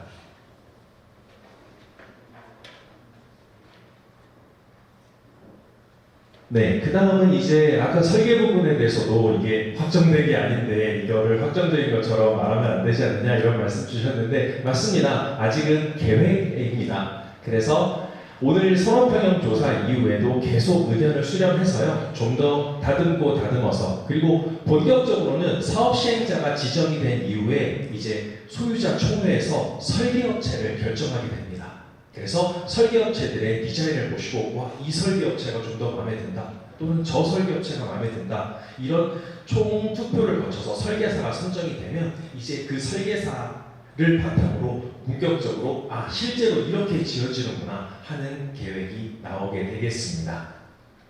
그래서 이런 부분들은 저희가 독단적으로 결정을 하는 게 아니라 항상 소유주 총회에서 여러분들의 투표로 결정된다는 부분을 다시 한번 주제를 드리겠습니다.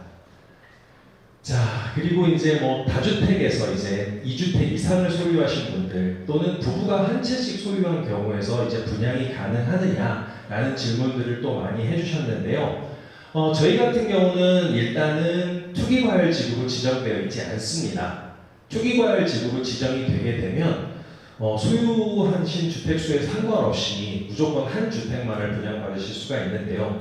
물론 저희도 향후에 투기과열지구로 지정될 가능성이 없는 것은 아니지만, 현재로서는 투기과열지구가 아니기 때문에 부부가 뭐 한 주택씩 소유하신 경우, 또는 2주택, 3주택을 소유하신 경우에도 최대 3주택까지는 다 분양을 받으실 수 있다는 점, 그리고 앞으로 정책적인 변화가 있어서 이런 부분에서 변동이 생길 경우에는 또 저희가 또 안내를 드리도록 하겠습니다. 그리고 더 자세하게 궁금하신 부분에 대해서는 언제든지 추진위 대표번호로 문의를 해주시기 바랍니다. 자, 그리고 조합원 지위 양도, 이게 지금 서울에서 굉장히 문제가 되고 있죠. 내가 투기과열지구에도 집을 하나 가지고 있고 또 다른 곳에도 집을 하나 가지고 있는데 동시에 재건축이 진행된다. 그래서 한쪽에서 분양을 받으면 다른 쪽에서 분양을 받지 못하는 거 아니냐라고 문의해 주신 분들도 많이 계셨는데요. 그래서 부천시는 현재 투기과열지구가 아니기 때문에 조합원 지위 양도가 언제든지 가능합니다. 하지만 투기과열지구로 만약에 지정이 된다면 조합 설립인가 신탁이나 공공방식이라면 사업시행자 지정 이후에는 집을 파시면 지위 양도가 안 됩니다. 하지만 지금은 아직 투기과열지구가 아니기 때문에 집을 자유롭게 사고 파실 때도 조합원 지위가 양도된다는 점 알고 계시면 되겠습니다. 그리고 이제 지위 양도에서 이제 뭐 예외 사항들에 대해서는 저 부분에 해당하시는 분들은 또 저희 준비위 대표번호로 문의 주시면 저희가 상세하게 또 알아서 안내를 드리도록 하겠습니다. 네, 그래서 이 부분도 또 재당첨 제한에 관한 부분에 대해서도 여쭤보시는 분들이 많았는데요. 그래서 이 금강마을에서 재건축해서 아파트를 분양받으면 5년 내에 다른 지역에서 분양권을 또 받을 수 없는 거 아니냐라고 물어보시는 분들이 계셨는데 현재 부천시는 투기과열지구에 해당되지 않기 때문에 재당첨 제한이 없습니다. 그래서 현재까지는 이렇다고 말씀드리고요. 혹시나 정책적인 변화가 생기게 되면 또다시 안내를 드리도록 하겠습니다. 자, 그러면 이제 개별적으로 궁금하신 분들은 손을 들어주시면 저희가 마이크를 전달해 드리도록 하겠습니다. 그렇게 해서 지금 무선 마이크가 한 대인 상황이라서 1층부터 먼저 질문을 받고 그 다음에 2층에 있는 분들도 질문을 받도록 하겠습니다. 그래서 질문 있으신 분들은 손을 들어주시면 저희 진행위원이 마이크를 전달해 드리도록 하겠습니다.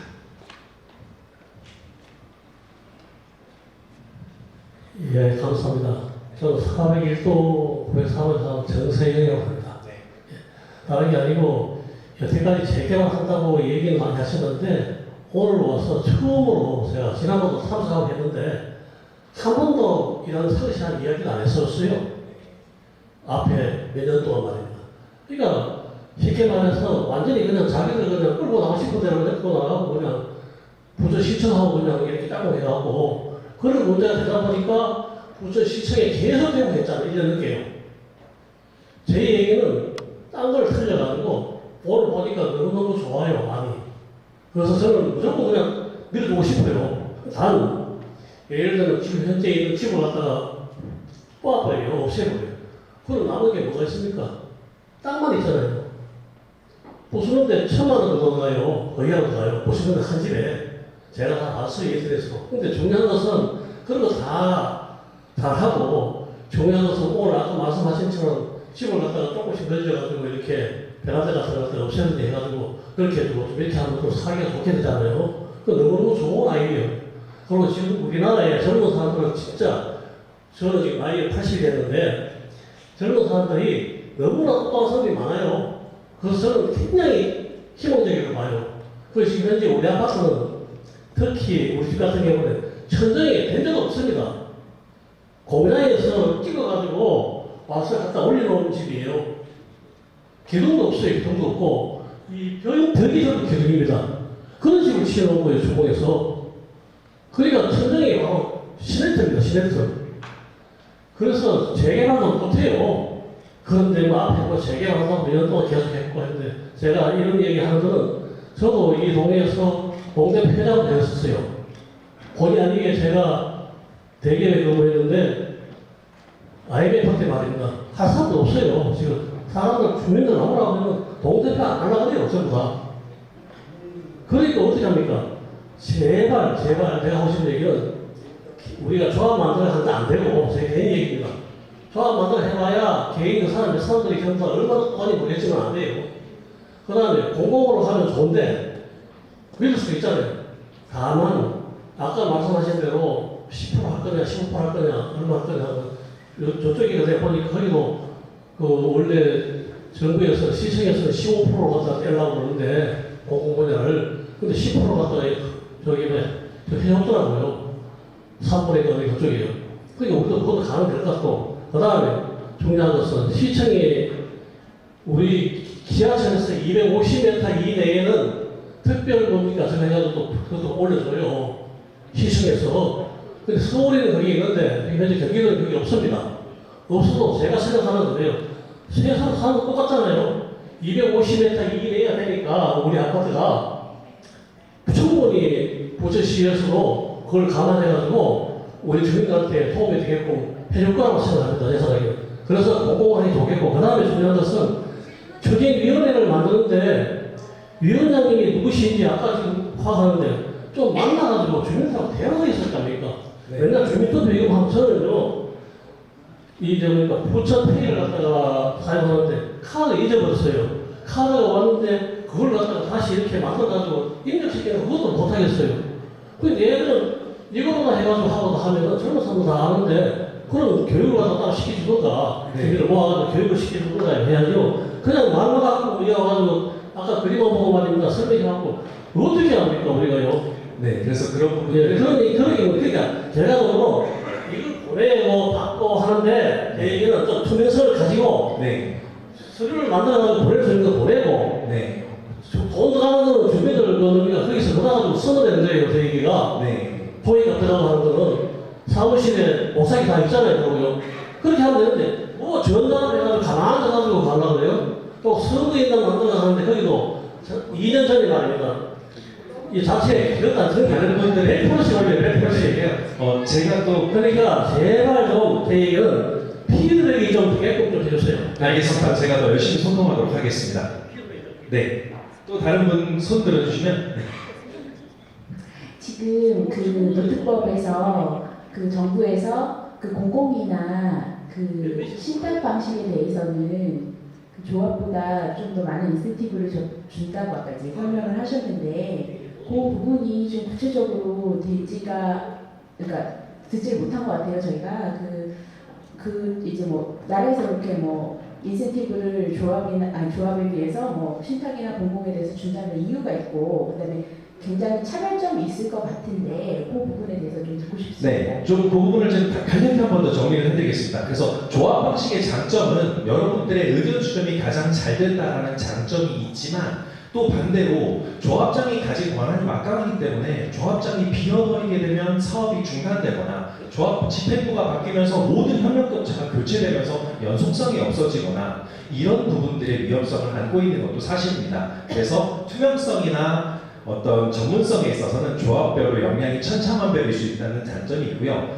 신탁 방식에서의 강점은 신탁사는 금융감독원의 정기적인 감사를 받습니다. 그래서 비용적으로 상대적으로 투명할 수 있고 좀 더 전문성이 있다는 부분이 있고요.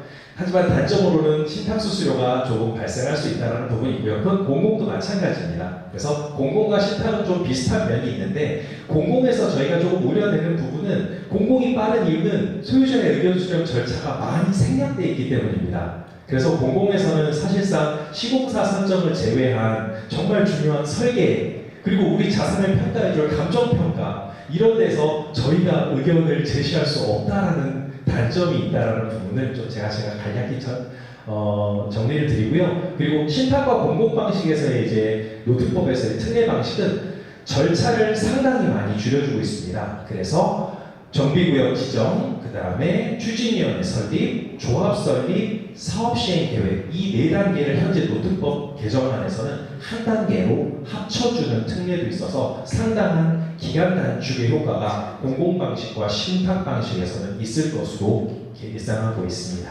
네, 또 궁금하신 부분들 손 들어주십시오. 다른 부분들 좀 하나만 더.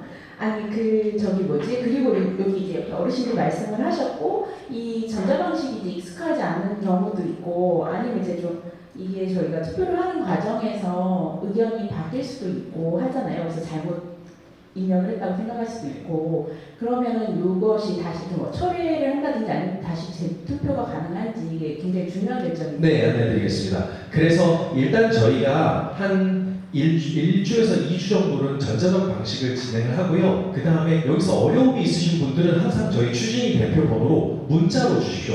저희가 다 직업이 있는 사람들이다 보니까 전화를 주시면 받지 못하는 경우가 많습니다. 그래서 문자로 내용을 남겨주시면 저희가 충분히 도와드릴 수 있도록 하고요. 그리고 너무 힘들어하시는 분들이 많다. 그러면 대체적인 방법들도 저희가 마련을 해서 안내를 드리도록 하겠습니다. 네, 그리고 내가 선택을 했는데 다음날 되니까 마음이 좀 바뀌었어요. 산업평형을 바꾸고 싶어요. 또는 부대시설을 바꾸고 싶어요. 이런 경우에는 추진이 대표 번호로 문자를 보내주시면 저희가 새 링크를 송부해 드리도록 하겠습니다. 그런 방식으로 의견을 바꾸시거나 또는 동의를 철회하시거나 할 수 있는 부분들 모두 저희 추진이 대표 번호로 문자로 보내주시면 된다는 부분 안내 드리겠습니다. 또 궁금하신 분? 네, 저쪽.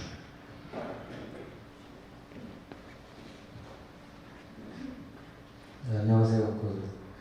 질문이 이제 세 가지 정도가 있는데요. 첫 번째는 아까 전자투표로 선호 평형을 선택하시라고 하셨는데 추정 분담금을 좀 대략적으로는 알아야지 선호 평형을 좀 선택할 생각할 수 있는 여지가 좀 생길 것 같고요.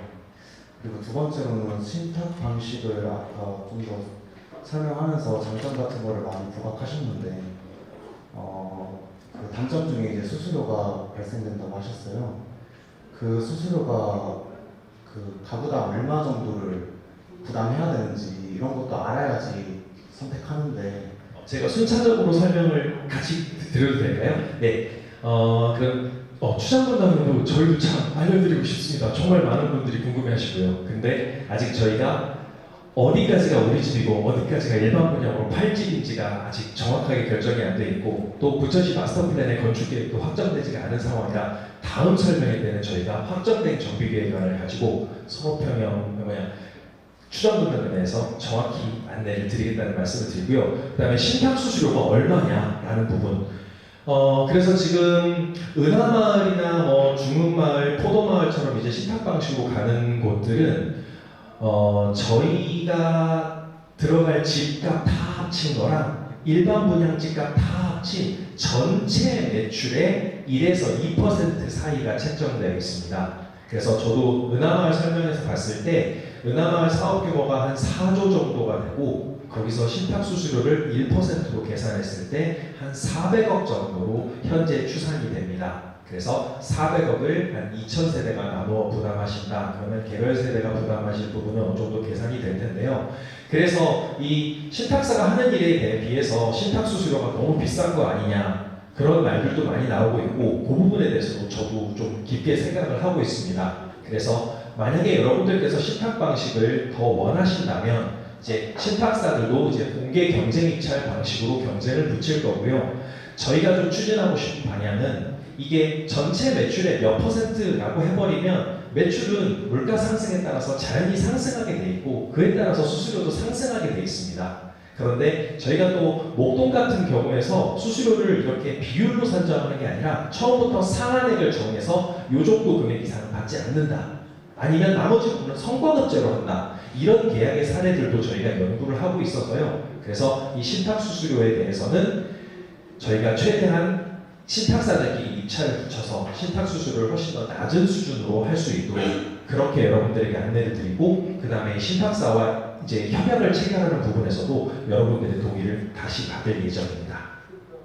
네, 다음 질문 또 하나 더 있으시죠? 대략적으로 네. 입주까지 네. 예측하는 시간은 어느 정도인지 그 부분도 참 어려운 질문이긴 하는데요. 그래서 저도 이 부분도 저도 참 뭔가 답을 얻고 싶어서 구성남 재개발의 역사를 제가 한번 쭉 정리해 본 적이 있습니다. 그래서 가장 짧은 단지는 몇 년이 걸렸는지, 가장 길게 걸린 단지는 몇 년이 걸렸는지. 근데 이것도 정말 천차만별입니다. 요인도 다양하고요. 그래서 구성남 같은 경우는 분양 시점에 서브프라임 모기지 사태가 터지면서 정말 어려움을 겪었던 단지들도 있고 그런데 이 부분에서 평균적으로는 좀 너무 급하게 생각하지 마시고 한 10년은 걸릴 것 같다. 여유 있는 마음으로. 네. 그래서 근데 이 사업은 사실 이 부동산 시장이 한 10에서 13년의 주기로 사이클을 가지고 변합니다. 그래서 현재 부동산 상황이 안 좋다고 가만히 있다가 나중에 상황이 좋아질 때 그때 준비를 시작하면 또다시 나쁜 상황이 될 수도 있는 겁니다. 그래서 너무 급하게 물론 노트법에서 많은 특례 조항을 통해서 많은 기간 단축을 기대하고 있지만 마음을 너무 급하게 가지면서 왜 빨리 안 돼 이러면서 힘들어하시기보다는 여유 있는 마음으로 천천히 살면서 가면 나중에 새집이 될 거야 이런 마음으로 기다리시는 게 좀 더 마음이 편하실 것 같습니다. 쭉 짧게 한 가지만 더 물어보면 네. 요즘 그 전쟁 이런 것 때문에 자재비나 그 공사비가 많이 올라갔다고 알고 있어요. 네. 그래서 저 같은 경우에는 이제 최근에 집을 여기 산 지 얼마 안 됐는데 네. 이제 생애 최초 대출을 받아서 샀거든요. 근데 전 재산을 대부분 이제 썼다 보니까 나중에 분담금이 막 4억, 막 3, 4억 막 이렇게 나오면은 좀 많이 걱정되긴 하더라고요. 네. 그런 부분에 있어서 그냥 준비위원장님으로서 저 말고도 이런 걱정을 하시는 분이 많을 것 같은데 맞습니다. 네. 나중에 이런 부분을 어떻게 좀 해결해 나갔으면 좋겠는지 그런 것 좀 알고 싶습니다. 네. 그래서 일단 분담금에 대해서 내가 당장 내야 될 돈처럼 걱정을 하시는 분들도 많은데요. 사실 분담금은 중간중간 이제 나눠서 이제 입주 때까지 내시는 부분이고 또는 요새는 시공사에서 아예 분담금을 입주할 때 내세요라고 유예를 해주는 경우들도 있습니다. 그래서 분담금이 너무 지금 당장의 비용인 것처럼 부담을 가지실 필요는 없을 것 같고요. 그리고 물론 전쟁이나 공사비 물가 상승에 대한 걱정도 분명히 있는 게 사실입니다. 하지만 IMF와 같은 위기 때도 재건축은 진행이 됐고 서브프라임 모기지 같은 상태에도 재건축 사업은 계속해서 진행되어 왔습니다. 그래서 어려운 시기가 계속 가지는 않습니다.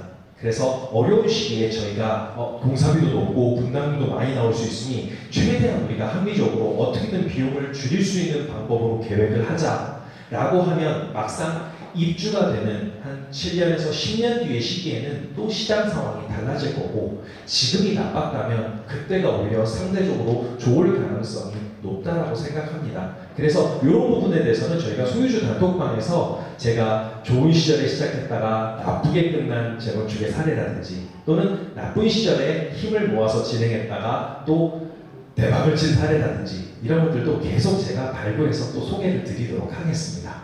네. 예, 그 조합하고 공공 신탁 저도 지금 휴대폰으로 아까 이거 했는데요. 네. 최종 결정 언제고요? 최종 결정은요. 저희가 이 전자투표에서 전체 과반의 투표 이후에 투표 결과를 저희가 투명하게 공개를 해드릴 예정입니다. 공개를 하면 바로 되잖아요. 네, 그렇죠. 그래서 그런 투표 이후에 제가 확실하게 결과를 공개해드리도록 하겠습니다. 네.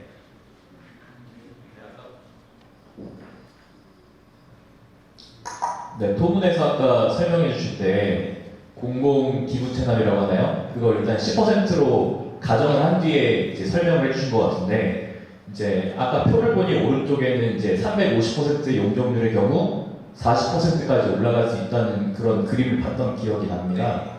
그런데 이제 저희는 그럼 지금 30%의 간극이 있는데 혹시 그렇게 올라가게 될 경우에 지금 설명해 주신 부분에서 저희가 뭐 아쉽지만 놓쳐야 되는 부분이 있다면 뭐가 있을지 또는 10%를 최대한 유지하기 위해서 어떻게 할 수 있겠다라는 게 있다면 뭐가 있을지가 궁금합니다. 네. 그 부분은 제가 정확히 설명을 드리면요. 저희 현재 용적률에서 350%까지는 증가한 용적률의 10%. 이건 법이 정한 것에서 가장 낮은 수치로 부천시가 뽑아낸 거고요. 350%를 넘어서 450%까지 용적률을 상승할 경우에는 증가한 용적률의 41%를 공공기여하게 됩니다. 그래서 저희가 350으로 계획을 하게 되면 저희는 증가한 용적률의 10%, 그 중에 5%는 토지, 5%는 현금. 하지만 이 부분에 대해서도 저희가 어떻게든 좀 유리하게 줄여볼 수 있도록 부천시와 또 경기도와 그 다음에 저희 이제 중산동 재건축 연합회를 비롯해서 이제 일기 신도시 재건축 연합회를 통해서 계속 좀 새로운 개정안이나 조례를 바꿔가도록 노력을 하고 있습니다. 네. 자 그러면은 네 말씀하십시오. 네, 저도 그냥 확인차 하나 질문을 드려보려고 하는데요. 저희 선호평형 조사 이번에 하는데 이번에 한 게 확정은 아니고 아닙니다. 그렇죠? 앞으로 4번 더 하게 됩니다. 그 추정분이나 네. 분담금 같은 경우가 되고 나서 네. 확정하는 거 맞죠? 네, 그래서 이 정도 분담금의 가장 확실한 시점은 이제 분양 신청을 하는 단계에서 저희가 여기 신청하시면 분담금 얼마 나옵니다. 이걸 정확하게 안내 자료로 전달드릴 겁니다. 자, 그러면 이제 2층에도 궁금하신 분들이 많으실 것 같아서 2층으로 좀 마이크 올라가 주시겠습니까? 한 번 더 있으실까요? 네. 한 번만 그럼 더 받고 2층에 있는 분들 지금 받도록 하겠습니다. 네, 안녕하세요. 네. 아까 잠깐 들었는데 49층 높이로 짓는다고 말씀하신 것 같은데 네. 그게 이제 고층일수록 건축비가 많이 들지 않나요? 맞습니다. 그 기준이 바로 49층입니다. 저희가 50층을 넘어가면서부터 건축법이 바뀌면서 중간에 뭐 피난 구역도 설정해야 되고 그러면서 공사 기간도 1년 이상 늘어나고 건축비도 확 늘어나게 됩니다. 그 상한이 50층이기 때문에 저희가 49층으로 잡은 것으로 그리고 말씀드리겠습니다. 또 한 가지 물어볼게요. 작은 평수에서 큰 평수를 이렇게 분양 신청할 수도 있는지 여쭤보고 싶어요. 네, 하실 수 있습니다. 단 저희가 물론 원하시는 분들이 다 배정을 받으실 수 있도록 물량을 배정하겠지만 너무나 신청자 수가 몰려서 경합이 발생하게 되면 상대적으로 대지 지분이 높으신 분이 우선순위를 가진다는 분은 저희가 안내드리도록 하겠습니다. 네, 알겠습니다. 네. 자, 2층 분들 많이 기다려주셨습니다. 네, 2층에서 질문하시고 싶으신 분들 손 들어주시면 저희가 마이크 전달하도록 하겠습니다. 네, 지금 올라가고 있습니다. 잠시만 기다려주세요.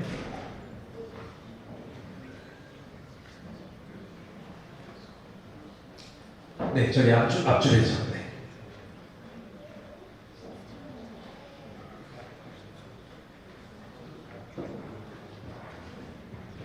네, 수고 많으십니다. 네. 일단 제가 지금 간단하게 세 가지만 먼저 간단하게 먼저 말씀드리겠습니다. 선도지구를 끝난 겁니까?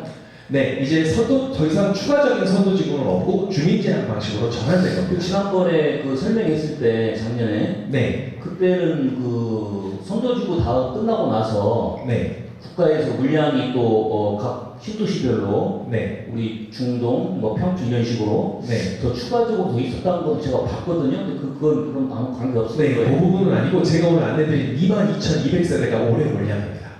아, 그럼 끝난 거다 그런 얘기죠? 네, 이제 추가적인 선도 지점은 없습니다.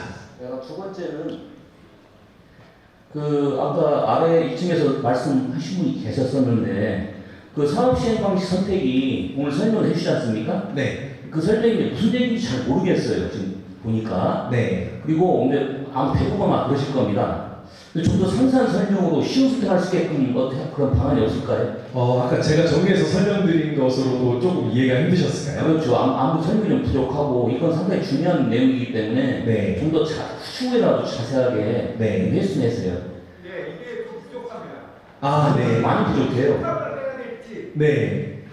조합을 해야 그러니까 공공은 빠진 아, 그게 고민이 많이 되시는군요. 공공 빠진 것 같은데 네. 식사가 되면 조합인데 네. 그 부분에 상당히 지금 혼란이 있습니다. 아, 네. 그러면 다시 한 번 더 설명을 드리겠습니다. 자세히 해주세요. 아, 네. 아니, 잠깐만요. 네. 하나 더. 네네네.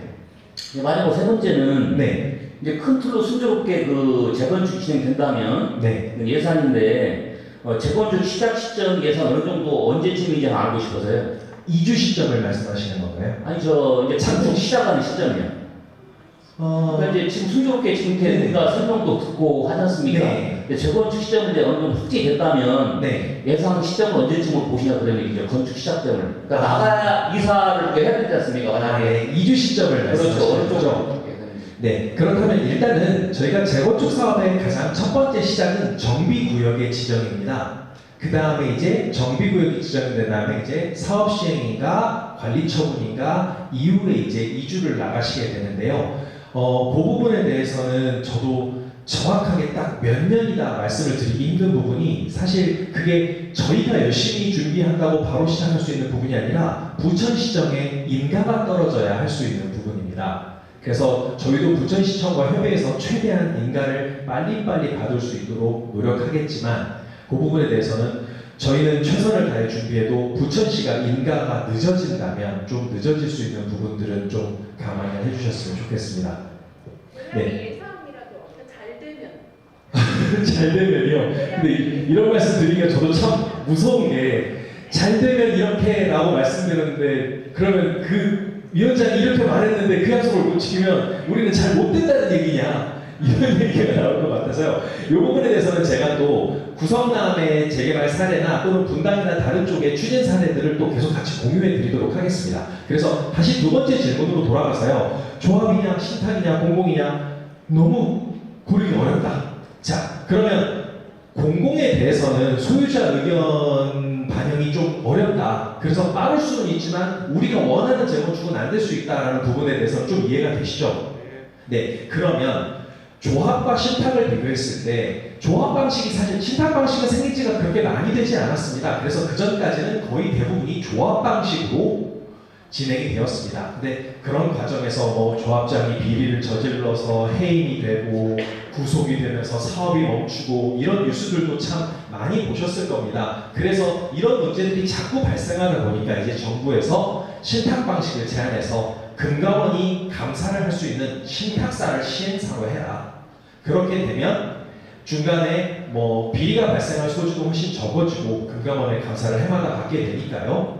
그리고 이제 집행부가 교체가 된다 할지라도 어차피 시행자의 지위는 신탁사가 가지고 있기 때문에 사업의 연속성은 계속해서 보장된다는 부분이 있어서 정부에서도 계속 신탁 방식을 조금 밀어주면서 특례도 주고 이렇게 하면 좀 더 빨리 갈 수 있으니까 신탁 방식으로 될 수 있으면 했으면 좋겠다라고 많이 권장하고 있는 추세입니다. 그게 의미 있는 말이죠? 네, 이 부분은 정확하게 정책의 변화와 예, 알겠습니다. 네. 자, 또 2층에서 궁금하신 분 있으시면 말씀해 주시면 또 답변 드리도록 하겠습니다. 네. 2층은 더 이상 궁금하신 부분이 없으시면 그러면 1층에는 또 더, 1층에는 또 한 분 계시네요. 네. 네. 은하마을은 지난번 설명회에서 이제 정비 계획안을 발표하면서 추정 분담금이 공개되었습니다. 그 부분은 통역대도 다양하고 선택하시는 거에 따라서 굉장히 스펙트럼이 다양하기 때문에 굉장히 하나의 큰 표로 되어 있습니다. 그래서 그 부분에 대해서는 제가 자료를 얻는 대로 또 소개를 해드리도록 하겠습니다. 네. 400억에서 2,000세대로 나눈 게 수수료가 포함이 된 신탁으로 네, 그 부분은 신탁 수수료가 그 정도가 은하마을의 경우 그렇게 예상이 된다라고 말씀을 드린 겁니다. 그리고 지금 세대수가 네. 1,600세대로 지금 말씀을 해주셨잖아요. 네. 이게 지금이 거의 2,000세대인데 네. 1.5배도 안 될 정도로 늘어나는 수치가 좀 적다고 생각을 하거든요. 아, 네. 네. 이거를 지금 2,600세대로 하는 게 네. 혹시 미분양이 발생할 수 있어서 하는 건지 네. 좀 더 세수. 네, 그 부분을 좀 자세히 설명드리겠습니다. 미분양에서 나오는 네. 돈으로 40%의 돈을 메꿀 수가 있는 거잖아요. 네. 쉽게 말하면. 네. 왜 이 3,600살 2세대로 그 부분에 대해서는 그래서 은하마을 같은 경우는 지난번 정비계획안에 일반 분양이 한 1,000세대 가까이 나왔습니다. 그런데 왜 우리는 600세대밖에 안 되느냐 이 질문을 분명히 하실 거라고 생각을 했습니다. 근데 이 부분에 대해서 제가 좀 설명을 드리면 은하마을의 전체 구역 면적은 43,000평입니다. 그리고 거기서 공원과 도로, 학교를 빼고 실제로 아파트를 지을 수 있는 획지는 33,000평입니다. 근데 그에 비해서 저희 금강마을은 전체 구역 면적은 25,000평이고요. 학교랑 공원 그리고 이 교회 면적 같은 부분을 빼고 실제로 아파트를 지을 수 있는 획지는 19,000평입니다. 그래서 저희 은하마을의 면적이 그러니까 금강마을의 면적이 은하마을의 3분의 2가 조금 안 되는 수준입니다. 그래서 저희가 바로 옆에 있는 이웃단지이긴 하지만 그만큼 대지 면적이 작기 때문에 그만큼 일반 분양분도 적어지는 거고요. 하지만 대지 면적이 작아서 전체 연면적이 작아지면 그만큼 공사비도 같이 비례해서 작아지는 부분이기 때문에 저희가 은하마을에 비해서 사업성이 막 심각하게 떨어지는 상태다 그렇게 보고 있지는 않습니다. 그럼 그리고 또 그 옆에 있는 공원은 네. 저희 단지에 포함이 돼서 그쪽 포함이 그 돼 있는 단지. 전체 획지에는 포함이 되어 있는데요. 저희가 또 이제 재건축 과정에서는 또 공원법이 있습니다. 그래서 재건축을 할 때 반드시 얼마 이상의 녹지 면적을 확보해야 되는 부분이 있어서 그 부분에서 공원까지를 함께 사업 면적에 포함해서 하는 것이 훨씬 더 유리할지, 아니면 공원은 그대로 놔둔 상태에서 사업을 진행을 하는 게 나을지는 향후에 더 면밀한 분석이 필요해 보입니다. 하나 더 네. 아파트 높이가 49층이 있고 네. 저층이 있을 거예요. 네. 그 저층인데를 높이지 않는 이유가 따로 있어요. 그 부분에 대해서는 사실 저희가 6월달에 발표될 마스터 플랜에 전체 스카이라인 건축 계획이 나오게 됩니다. 이 부천시의 스카이라인은 이런 통일성을 지켜줘야 돼라는 부분이 있어서 저희가 모두 다 49층으로 다 높여놨는데 부천시가 어떤 통경축이나 바람축이나 이런 문제에서 이 기준을 지켜달라라고 했을 때 저희가 어느 정도 층수를 낮춰야 될 부분을 어느 정도 안배해서 조금 예측을 해둔 겁니다. 그래서 그 부분은 6월달에 마스터 플랜 발표에 맞춰서 이제 확정된 마스터 플랜 속의 건축 계획안에 맞춰서 층수 조절을 다시 할 생각입니다. 네, 저희 뒤에. 공공기여에 대해서 아까 말씀해 주셨는데 네. 오해 소지가 있는 것 같아서 네. 제가 알기로는 350%까지가 공공기여가 10%고 네. 그 450% 그러니까 350에서 450%까지 늘어나는 100%에 대해서만 40% 공공기여 하는 걸로 알고 있거든요. 네, 그래서 저는 처음에 발표될 때 당연히 450%까지 하고 사실 그 100% 중에서 60%를 공짜로 저희한테 주는 건데 혹시 그거를 안 할 이유가 왜 있을까라는 생각을 저는 계속 했거든요. 네. 당연히 350까지는 어떻게 누가 하든 그냥 10%는 무조건 내는 거고 네. 그 이후에 100%를 부천시에서 어떻게 보면 공짜로 주는 거고 그 중에 그냥 40%만 공공기여해라는 입장인데 당연히 60%를 저희가 가져와서 저희의 그 사업성을 높이는 게 맞지 않을까라는 생각을 맞습니다. 해서 네, 한번 네. 저희도 그걸 전체 혹시 40%라고 생각을 하실 수도 있을 것 같아서. 네. 전체의 40%는 아니고요. 그래서 저희도 사실 450%다 받고 싶죠. 그래서 저희 은하마을 위원장님도 앉아 계시지만 은하마을도 처음에는 계획을 380%로 냈습니다. 그런데 부천시의 입장은 기준 용적률 350%의 기준을 아직은 바꾸지 않고 있습니다. 그래서 저희는 높이고 싶지만 부천시가 안 된다라고 하면 저희도 또 방법이 없는 부분이기 때문에 이 부분은 저희가 부천시랑 계속 협의를 해서 용적률을 조금이라도 높이면서 사업성을 찾아갈 수 있는 방법을 계속 고민을 할 거고요. 가능성은 분명히 열려 있습니다. 저희가 구성남의 사례들을 보면 처음에는 이런 용적률 부분에서 굉장히 빡빡하게 굴던 지자체들도 사업이 진행되면서 힘들어하는 단지들이 늘어나면 세월이 지나면서 조금씩 완화된 기준들을 제시하면서 사업을 독려하는 사례들이 충분히 많이 있습니다. 그래서 현재는 부천시가 될 수 있으면 350에서 끊읍시다 라고 얘기하고 있지만 앞으로의 과정에서 조금 더 올려 잡을 수 있는 가능성들은 있다라고 말씀을 드리겠습니다. 네. 죄송합니다. 계속 질문을 드리는데 아까 조합을 하지 않고 신청을 했을 때에 노트법에 의해서 몇 가지 단계를 줄여준다고 했는데 그러면 그걸로 통해서 이렇게 시간이 좀 줄어드는 효과가 어느 정도 있다고 볼 수 있을까요? 네. 일단 노트법 개정안에서는 아까 말씀드린 정비구역 지정, 추진위 설립, 조합 설립, 사업 시행 계획 이 4단계를 한 단계로 줄여준다라고 법에는 되어 있는데 아직 시행령이 구체적으로 발표가 되지 않아서 확정적으로 말씀드리긴 어렵지만 이 시스템이 동작을 한다면 사실 이 앞에 4가지 단계가 평균적으로 1년 이상씩은 걸리는 단계입니다. 그러면 못해도 4년 정도의 단계를 한 단계로 합칠 수 있다면 한 3년 정도의 기간 단축 효과는 기대해 볼 수 있습니다. 하지만 아직 시행령이 발표되지 않았기 때문에 확정적으로 개정안이 통과되면서 바로 이 시스템은 동작한다라고 말씀드리기는 살짝 어려운 면이 있습니다. 시행령이 아직 언제 될지를 모르는 상황입니다. 네, 그건 정부에서 발표를 해줘야 됩니다. 네, 저희 뒤에 분. 네. 시행 시점에 대해서 대표님께서 아까 얘기해 주셨는데 네. 그 은하마을 같은 경우는 선도단지로 지정이 되어 있잖아요. 네. 그러면 은하단지가 먼저 시작을 하고 시에서는 관광마을을 지정을 할 가능성이 높은 건지 아니면 동시 진행도 가능한 건지가 궁금합니다. 일단은 선도지구가 먼저 사업을 시작했기 때문에 저희보다 앞서 있는 것은 명백한 사실입니다. 그리고 저희가 지금 이제 주민 제한을 준비하는 단지들이 뭐 저희도 있고 포도마을, 중흥마을, 그 다음에 뭐 설악마을 이런 단지들 같은 경우는 제 예상으로는 어쨌든 심의 기간은 의회에서 정해진 부분이기 때문에 그 일정을 함께 따라간다면 올해 열심히 준비하는 그 선도 그룹에 있는 단지들은 함께 구역 지정이 될 것 같고요. 그래서 저희 희망대로 올해 안에 구역 지정이 된다. 그러면 은하마을하고 한 반년 정도의 시차가 생기는 거고 내년 초라고 한다면 약간 1년이 약간 안 되는 정도의 시차가 생기게 되는데요. 사실 이 긴 사업을 보다 보면 반년이나 1년의 격차는 줄어들 수도 있습니다. 그래서 각 단계별로 그 단계를 소화해 가는 건 각 이제 추진 주체들의 역량이기 때문에 뭐 먼저 시작한 단지가 꼭 먼저 끝난다라고 보지는 않으셔도 될 것 같습니다. 네, 또 궁금하신 부분 있을까요? 네. 저도 그 조합이랑 신탁 방식에 대해서 궁금한 게요. 네, 마이크에다 말씀해 주십시오.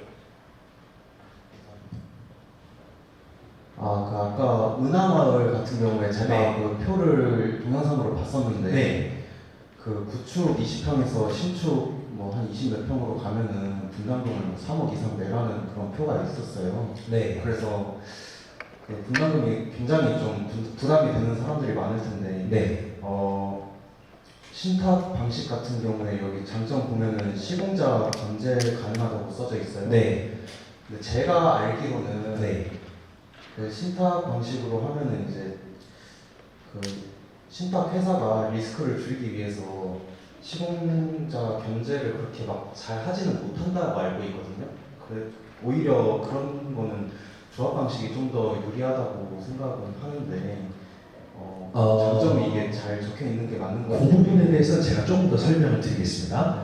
자, 그러니까 지금 사실 옛날에는 이 공사비 증액에 대한 갈등이 별로 없었습니다. 건설 경기가 좋았을 때는. 근데 지금 건설 물가가 자꾸 빠르게 오르다 보니까 이제 이 공사비 협상 부분이 조합의 역량에서 굉장히 중요한 부분이 되었는데요. 신탁사가 조합에 비해서 조금은 협상력이 있을 수 있다라고 하는 부분은 이 공사비를 내는 시스템의 차이에 있습니다. 조합 같은 경우는 분양불이라고 해서 마지막 분양 시점에 공사비를 크게 결제를 하게 됩니다.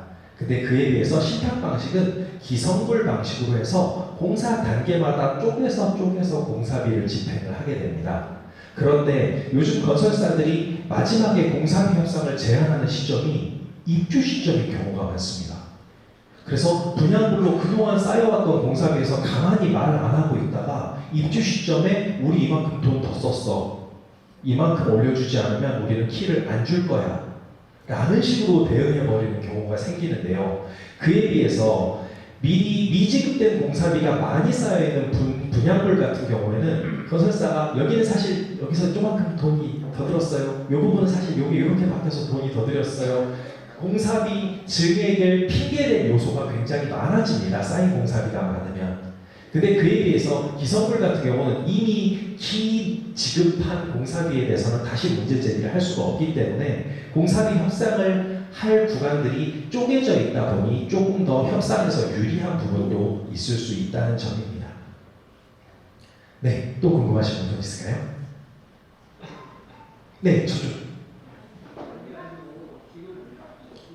올해 선정이 되면은 네. 몇 년 정도의 시행이 될까요?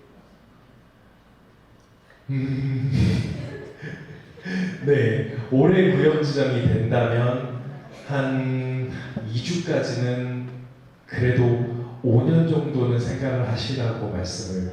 지금 현재요. 네. 저 은하마을 지금 선정이 돼 있지 않아요? 네. 그때 당시 얘기하기로는 네. 시에서 얘기를 하기로는 30년 맞습니다. 한다고 얘기했어요. 네. 그래가지고 했는데 지금 늘어져가지고 네. 한 달 전에 네. 네, 그래서 그런 부분에 대해서는 사실 저희가 그 계획을 발표했을 때도 사실 업계의 많은 전문가들은 너무 무리한 계획이다라는 말을 많이 했습니다. 그래서 사실 네, 이전 정부에서 좀 너무 무리한 계획을 잡은 면이 있어서 그렇게 빨리 된다라고 생각을 하시면 좀 실망이 크실 겁니다. 지금 보통 고객이 4년에서 5년을 보고 하거든요. 네. 근데 지금 그 운항마을에서도 만약에 4년, 5년 안에 그걸 시행을 하는 것 같으면 조정을 안 할 거예요. 네, 그래서 그 부분은 예, 준비로 문의를 주시면 제가 또 더 자세히 또 답변을 드리도록 하겠습니다. 네, 저기 아랫분 아까 질문하고자 하셨는데 네, 저기 마이크 좀 주시겠습니까? 네. 좀 간단한 건데 네. 동강 간격이 네. 궁금하고 네. 그리고 아파트가 지금 여기 그 재건축된 아파트들이 많이 생기게 되면 네. 교통이나 이런 게 어떻게 좀 바뀌게 되는지 네. 그래서 아, 네. 자, 동강 간격의 부분은 저희 금강마을이 좀 유리한 면이 있습니다. 사실 금강마을이 가지고 있는 장점 중에 하나가 학교가 남쪽에 배치되어 있다는 겁니다.